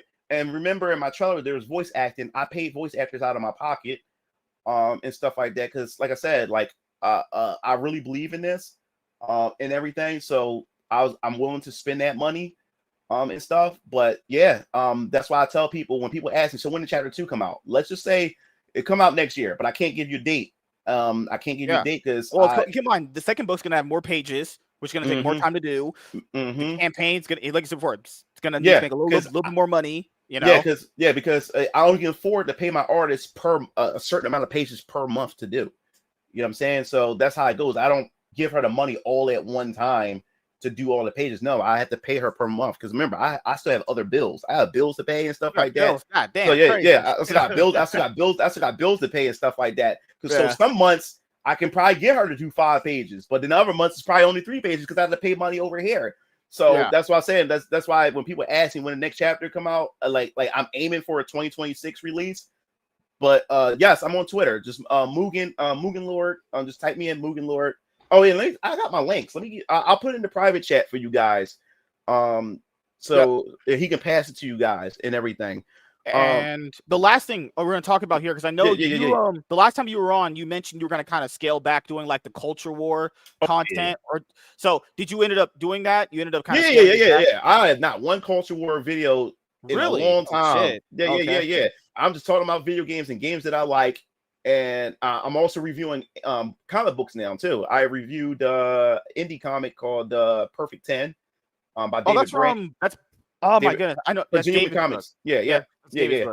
And I'm gonna be honest with you. Like I think I found a new calling, a new niche, because on my Venus and Ryan Comics Twitter, when I put that review up, I had so many people follow me and said, "Man, I love your review. I want to see more." Like now, people suggesting or asking me, could I review more books and stuff like that? I even had other indie people saying, "Yo, like I will send you a copy of my book. I would love for you to review it." I'm like, "Oh shit, I was not expecting this."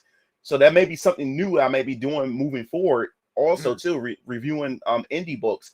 I try to do it underneath. I'm doing it underneath the Mugen Lord banner. I tried to do it underneath Venus and Ryan Comics because I don't know like how it feels me being a comic book indie guy and I'm reading other my fellow indie guys and stuff like that. I don't want to be people kind of see that as unprofessional, but the thing is, I don't even look at things like that anymore. It's like like you said before, you kind of have to build up your own image and shit like that. It's like I at the end of the day, me myself, even I had to stop worrying about what other people are going to think about that stuff. Yeah. Hey, No, you're right. Hey, you got to just go with it, because like, hey, these books, if you didn't review them, or if other people don't review the indie books, no one's going to do it, because that's a general rule in comic books. No one cares about indie books. That's the general rule. It's like, I don't really care about things that aren't big, So if people review them more, that's more attention that the book gets, Yeah, that's what I'm gonna do. I'm gonna make that a new segment, where I do review books, and everything, because I had fun. It became a new hobby. It actually got me engaged in it and stuff like that. Because like I said, I got a bunch of indie books. People still want me to review some of the Ripperverse stuff. A lot of people want to review the Cyber Frog from Ethan as well. And Tyler Carpenter's Mega Fist book and everything. And I still got to do I still got to get the first issue to Phenomenova, because I thought I bought the catch-up pack from Phenomenova to get both issue 1 and 2, but for some strange reason that didn't happen, so I only got 2, so I get 1, and then I'll review his book too, as well. But as far as the Culture War stuff is concerned, yeah, man, I left that shit alone, dude. It was stressful. And I started saying to myself, why the fuck am I talking about this stuff when I got Venus Orion Comics? I'm doing my own thing. You know what I'm saying? Like I found solace, or I found joy in just creating my own shit and creating my own universe. And those who want to embrace it or want to be part of the Venus Orion Comics community, the doors is open for them to be part of that community and stuff, and just block out all that other fucking nonsense and stuff. Because I learned that even in the Culture War stuff, a lot of people that bitch and complain about the stuff that's wrong and stuff, they like, when you hand solutions to them, they don't go out and support it and shit like that. So then you just want to bitch and complain just to bitch and complain and shit like that. And then a lot of people within the Culture War space, they don't like nuance. There's nuance to a lot of stuff. You know what I'm saying? And then when I started bringing nuance to stuff, then people started calling me woke. Or when I or I give pushback on certain situations and stuff. So the very people that I'm like that I'm presenting this stuff to is the same people that's also attacking me now. And now I'm getting attacked from both sides. And stuff, because I'm trying to bring some nuance, because not everything is black and white.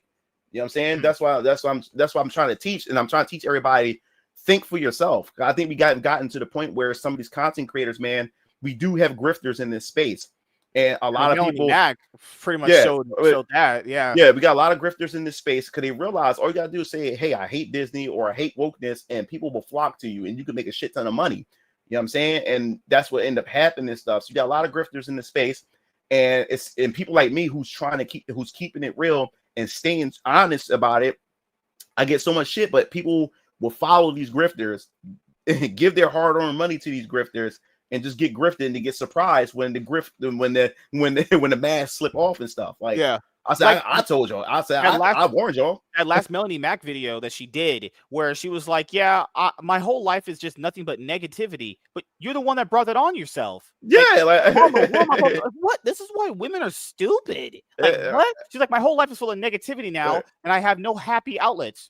Yeah, I felt you problem. Like, what the fuck? Yeah, like, dude, I started finding myself stressing out because of all this stuff. You know what I'm saying? I was like, no, I was like, this is not getting fun. And then this was like, when you're a part of a certain community or you're engaged in this stuff, you start to know the ins and outs. You start to know how the machine works. When I started doing this Culture War stuff, I started noticing when there's like drought periods, I started seeing them. I'm like, man, there's nothing to talk about. So now I'm finding myself scouring the internet to see what Culture War stuff I can talk about. And then I said, wait a minute. Now I'm starting to see where the grifting is coming from. I'm starting to see where the rage baiting is coming from, is where when they're starting to become a drought, people start making up shit, or people take shit that really isn't, and then blow it into something, much bigger than what it actually is.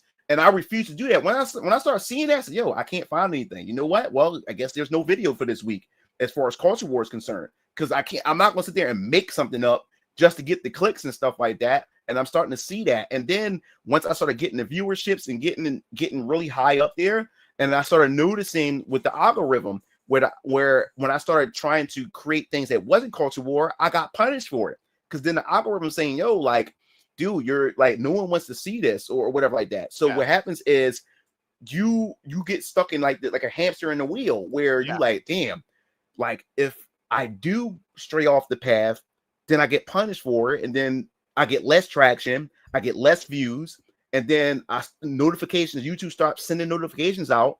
So okay, I won't do this. I'll just stick to culture war stuff, and that's what happens. People start becoming a slave to that content, is because the moment they try to break away, do something different, they get punished for it. So they stay within the culture war stuff, and then when they start making money, they start making a living off of it. Now they become a slave to the money. They become a slave to the algorithm. So now, no matter what, even if they don't want to do the content, they have to do the content because they built their whole platform on this stuff. And then even if they have a nuanced take, they can't give a nuanced take is because of their audience, because they're afraid that their audience is going to turn on them. So if they turn on them, that's when they start to lose the money. And then what happens is you have people within the culture workspace start to form their own Illuminati, their own clique, own clique. So then what happens is, I also learned this too. I also learned what people within these cliques do. They all agree to upload around the same time. So they take up the algorithm, they take up the space, they take it up. So when you click on a topic, only their videos will pop up. It pushes everybody's out and stuff like that.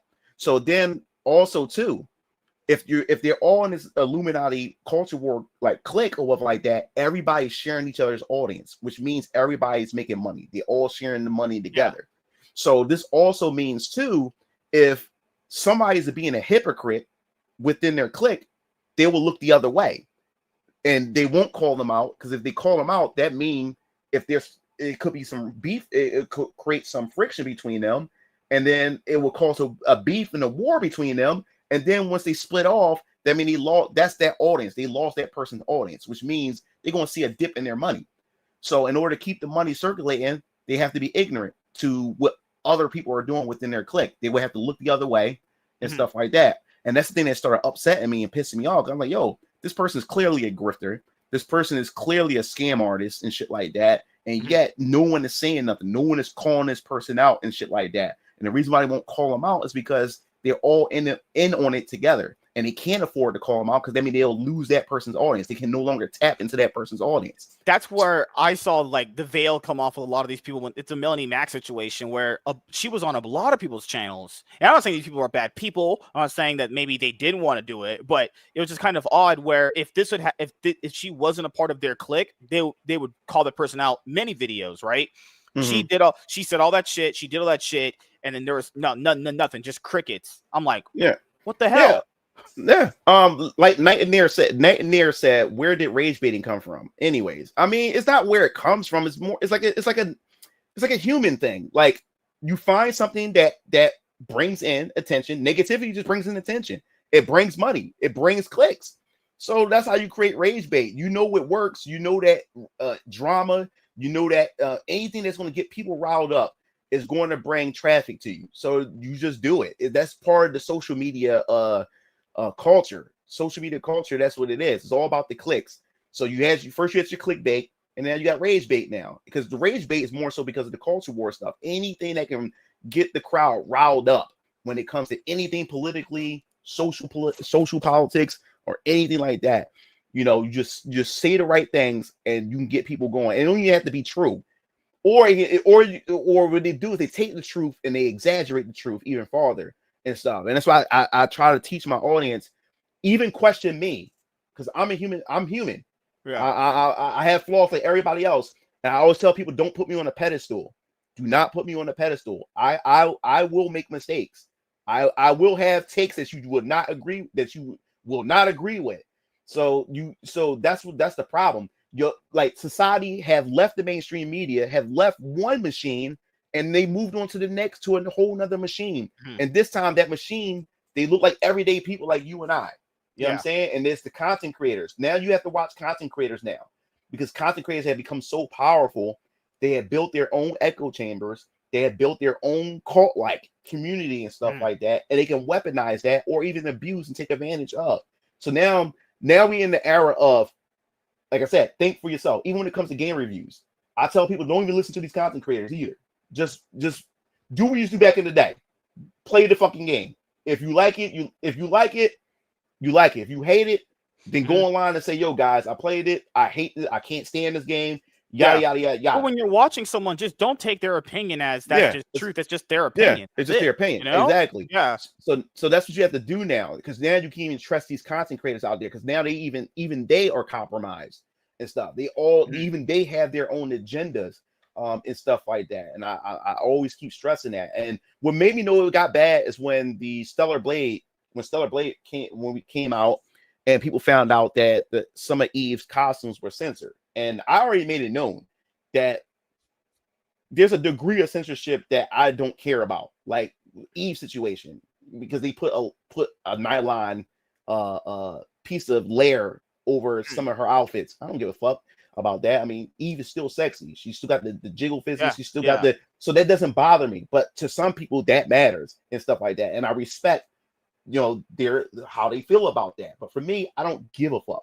You know what I'm saying? All I asked was for, let's go back to what it was in the 90s and early 2000s. Badass female characters and sexy on top of that. You know what I'm saying? And they're just, you know what I'm saying? That's what I asked for. They gave me that with Eve. I can care less about the nylon layer over certain parts of her thighs and shit like that. Then, like me, that's just picking at pixels at this point for me, in my personal opinions. But I had people literally hit me up in my DM, Mugen Lord, like, what should I do? Like, I really want to play this game, but they censored her or whatever like that. But I really want to play it, and they still did a good job this and the other. I'm like, why the fuck are you asking me? I'm the arbiter of this shit. Like, but if you want to play the game, play the game. Don't give a fuck what other people say. Play the damn game. Why are you coming to me to make that decision for you? You know what I'm saying? That's how I knew it's getting bad, that we left one machine and then we moving over here, and you're going up to these content creators asking, for permission. I'm like, what the fuck? Like, no. I didn't fight for this. This wasn't what I was fighting for. No. That's how I knew it. We're going down the wrong path with this stuff. And that's why I said I have to get away from it, because it was stressing me out. It was actually getting me depressed, because I'm like, damn, like there's what do I'm always upset. I'm always finding myself upset because I have to read this stuff. I have to read these articles and stuff, and then send the news out there to educate people, allow people to make their own educated decision whether or not they want to support something. Because I always tell people that I'm not here to tell you what to support and what not to support, because that would make me a hypocrite to tell you not to support it and then go around and then go buy it, and then I go buy it, just like what Dreamcast guy does all the time. Do not buy this or do not buy that, and then he buys it and shit like that. I hate shit like that. So that's why I try to teach everybody: think for yourself. Don't take everything I say for face value. Even research what I say. I always tell people to research what I say and shit, because sometimes I can get things wrong. I'm a human. I make mistakes as well, like that. And the thing about me, I can admit when I'm wrong. If I'm wrong about something, I can say, yo, you know what, guys, y'all was fucking right. I was fucking wrong. You know what I'm saying? There's a few times I had L takes on Twitter, and I came back and said, guys, y'all was right about that. I was fucking wrong about that. And I said that numerous of times and stuff. But with these content creators today, they start to build these egos and stuff like that, where they can't be wrong, or they can't admit that they're wrong about certain things that they got wrong. You get so much respect when you can say that you was wrong about something in the social media space or in the content creation space and stuff. You can get so much back from your community and so much respect and say, you know what, I was wrong about that, and move on. But so many people fight that shit. They do all this mental gymnastics not to take any accountability for the mistakes that they make, and they just end up making shit worse. I'd rather just come out and say I fucked up, and then we can just move on. You know what I'm saying? There's gonna be more fuck ups to come. You're human. You're going to fuck up. You know what I'm saying? Just how bad you fuck up is the thing that matters. You know what I'm saying? So that's the thing that I had gotten from that, and I feel so much better. I no longer stress about this, about this whole thing anymore, because I said I'll leave it to the people that does the culture war stuff. That's their job.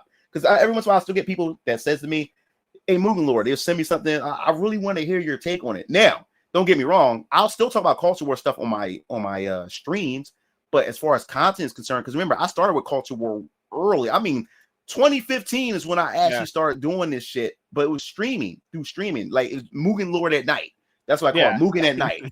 That's where we talk about that shit. But So I still talk about it, but I talk about it with my audience. Like, we have fun, we talk about it, we go into conspiracy theories and stuff, but that's part of the program of my stream and everything. You know what I'm saying? But as far as me trying to make content, and now I won't say I won't ever do it. If something comes up that I'm passionate about, I will talk about it, but I'm not going to try to cover everything. And that was another thing. It was a rat race because news get old so fast. Hi, Katie. Oh, hey, Katie. What's up?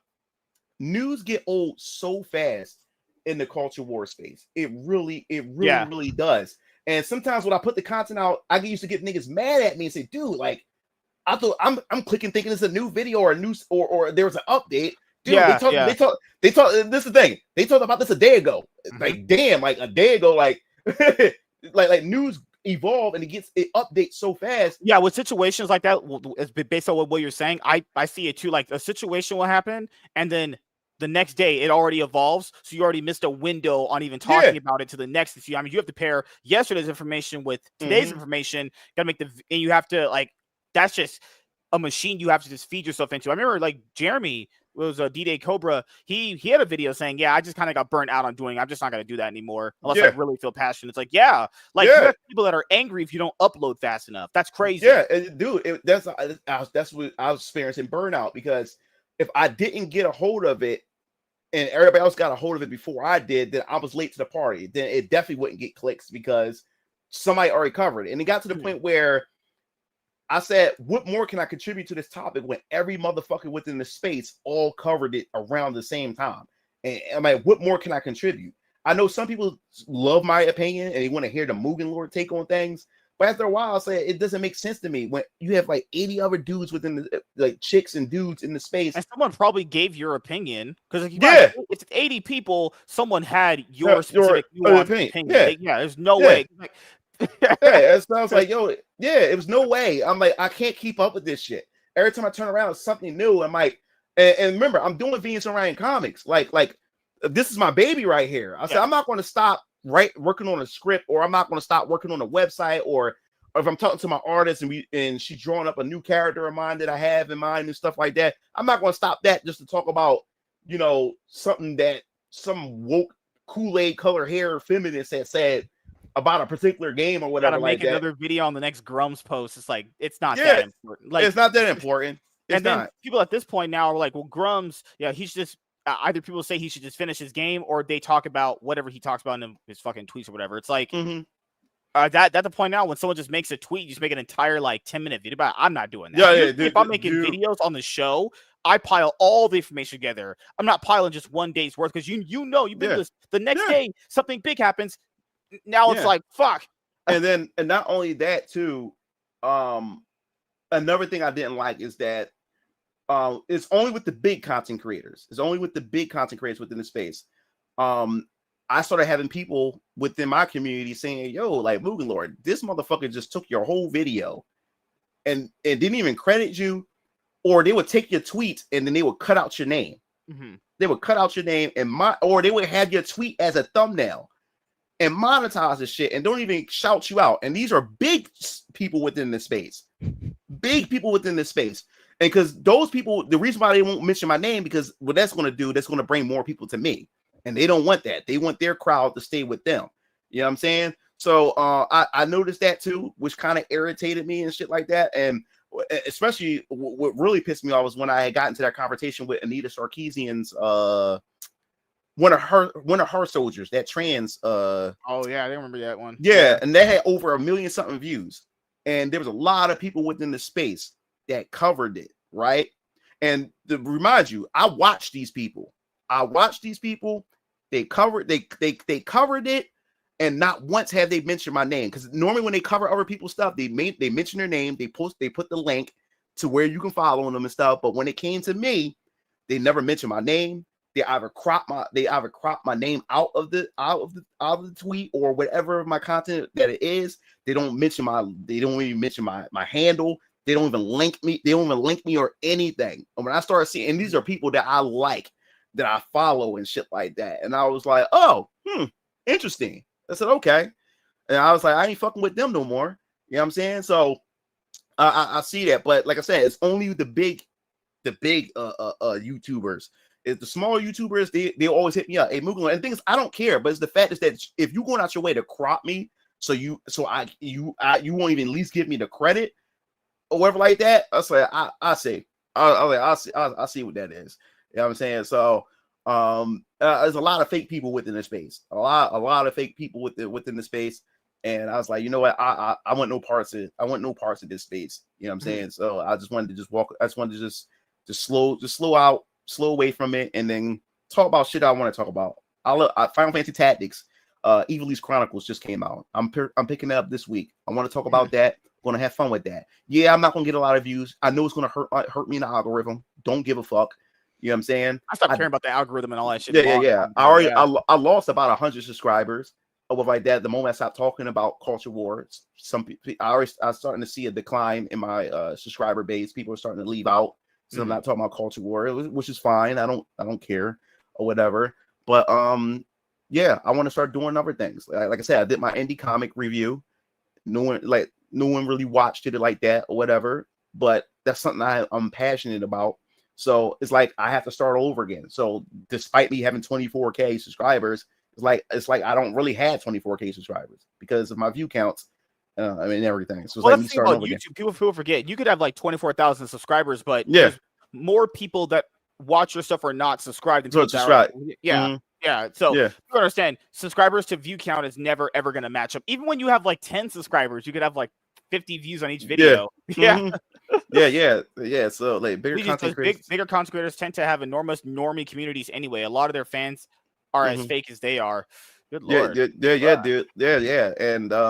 And so I found more happiness. And just having fun talking about the things I want to talk about and stuff like that, especially when it comes to Venus and Ryan comics. I enjoy talking about Venus and Ryan comics. That's why I got so much content that I want to share that I can't share because there's certain other things that have to fall in line before I'm able to reveal other things and stuff. At J1Con, let me just say an anime voice dub actor, anime voice actor. I talked with. There's two of them that want to do voices for Varian Keller's Vampire Killers. One of them voiced a very popular character from a very popular anime. I talked with this individual, and they gave me their business card and everything, and they said they would love to do voice work for Venus and Ryan comics. And then I have another anime voice actor. Let me just put it this way: somebody from Naruto, a voice actor from wants to do would like to do voice work. If you got the lady that's like Data Bayo Sasuke, throw that bitch to the fucking curb. Yeah, so let's just put it this way: somebody from Naruto would love to do voice work because I met them at the con. I met them like that because my brother Strike, he wants to get into voice acting. And my brother Strike DX end up becoming friends with some of these voice actors or whatever like that within the space. And my brother was sitting at this person's table talking with them and stuff. And he was this individual was giving them pointers, gave the business card and stuff, and said, yeah, this, that, and the third. Then he came over to my table, this individual, and then we started talking and everything. And then another person from another anime came over. However, like that, and saw Venus and Ryan comics. Said, "Oh man, this looks awesome!" This, that, and never. And they wanted me to break down everything and stuff like that. And they said, "Man, I would love," and gave me their card and said, "Man, I would love to do voice work for you and stuff like that." So who knows? Like we'll see where that goes. When we get to doing more voice acting stuff, because I want to give my characters actual like life. I wanted to give them voices and stuff like that. So there's going to be some content that I will be releasing where and stuff like that, where characters will be talking and stuff like that. I'm put little mini content out there and everything, and I can't wait to see how that evolves, because I do want the stuff to become an anime at some point. Definitely video games, and stuff like that. Then the last few things I'll ask you. First thing is, do you have anything planned coming up for the rest of the year in 2025, going into 2026 that you would like to let the audience know about? Well, I do have my last tour for the year before I finish doing cons for the rest of the year. It's a one day type of convention. It's called Arts Cartoon. It's in Manayunk, PA. Well, it's right. I mean, it's in Philadelphia. It's right next to Philly. It's in Manayunk. It's a 1-day event. I'll be there. It's gonna be, but it starts at 7 p.m. and it ends at 11 p.m. So I'll have a booth there along with my brother. Will have his booth for striking KOTs and stuff like that. So if you happen, I'll be posting the community tab and even on Twitter of when. I'll give you to give people the address of where it's at. So if you in Jersey, Delaware, or whatever, Philly, and you want to stop by and support Venus Ryan Comics and maybe buy a book or just want to just chill and just talk with me and stuff like that, you can do that. So I'll be posting that up. So make sure you constantly check either my Venus Ryan Comics channel, community tab, or check the my Venus Ryan Comics Twitter, or check my Mugen Lord Twitter or my Mugen Lord. I post in 4 places. I'm mostly in 4 places. I'm on Instagram. I post on Instagram. I need to post more frequent, but I do post there as well. So you can check that. I'll be posting that on Instagram too. So you better get that details and everything. Another announcement. I revealed Dr. Briggs, who's one of the members of the Retributes and Varian Keller's Vampire Killers. And she's going to be in chapter 2. There's another character that will be revealed before the year's out. So stay tuned for that. So you'll be able to see the entire team once, from Varian himself that he put together. Because so far you already seen the first couple of members. You saw Tech Lock, who was in the book. Then you've seen Hezekiah Draven, and of course his brothers, Isaiah and Caleb, and now Dr. Briggs. And now there's 2 other members that has yet to be revealed. So this other member will be revealed before the year is out. So stay tuned for that. And I gotta find a voice actor for this character, and then I have to find a voice actress for Dr. Briggs, because I want to redo that reveal trailer, but I want to add her voice to it. So stay tuned for that. And yes, this time around, because a lot of you guys asked me and told me that you got to do it. You guys want me to voice Hezekiah Draven, so I will be the official voice for Hezekiah Draven moving forward. And the person who voiced Hezekiah, I'm going to give him another, but a more important role, and or whatever like that. So stay tuned. So he didn't lose any position; he just got another important role. So okay. So I just moved him to another role that's just as important. So yeah. So stay tuned. You'll be hearing my voice as Hezekiah. My brother Kevin and my brother Darius, they will be voicing Strike and Keo and VK as well, and my dad will be voicing Varian. So stay tuned for that. So I'm excited for that. All right, and the last thing I'll ask you, man, is do you have any shout outs you want to give to anyone in particular, and anything else you want to say before you head out?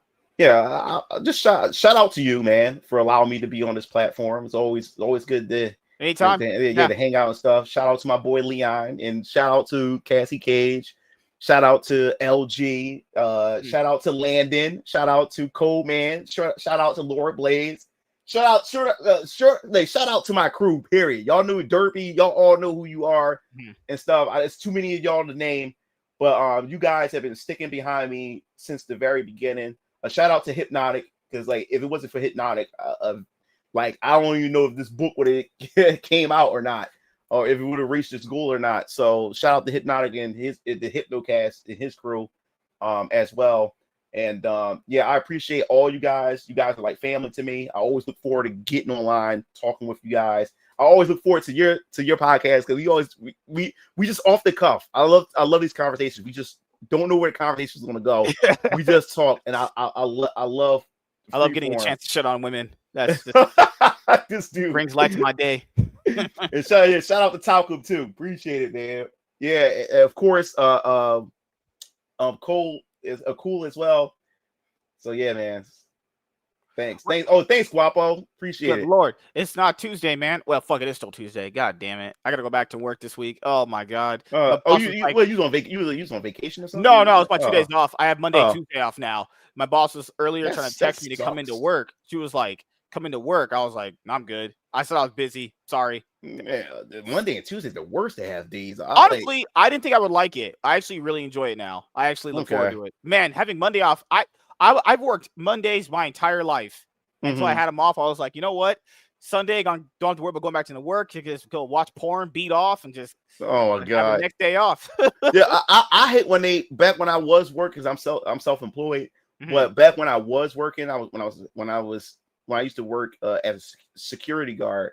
I used to hate when sometimes they wouldn't do it all the time, but sometimes when they split your days off, like you get like they have it to get it. I hate that shit because then you can't really enjoy the day off. Because I spend most of the day trying to get as much sleep as possible, just to get back up to go to work again. Tuesday, Thursdays, and then when I got used to it, they put them back together again. It's like right when you get used to it, you're going, fuck, God damn.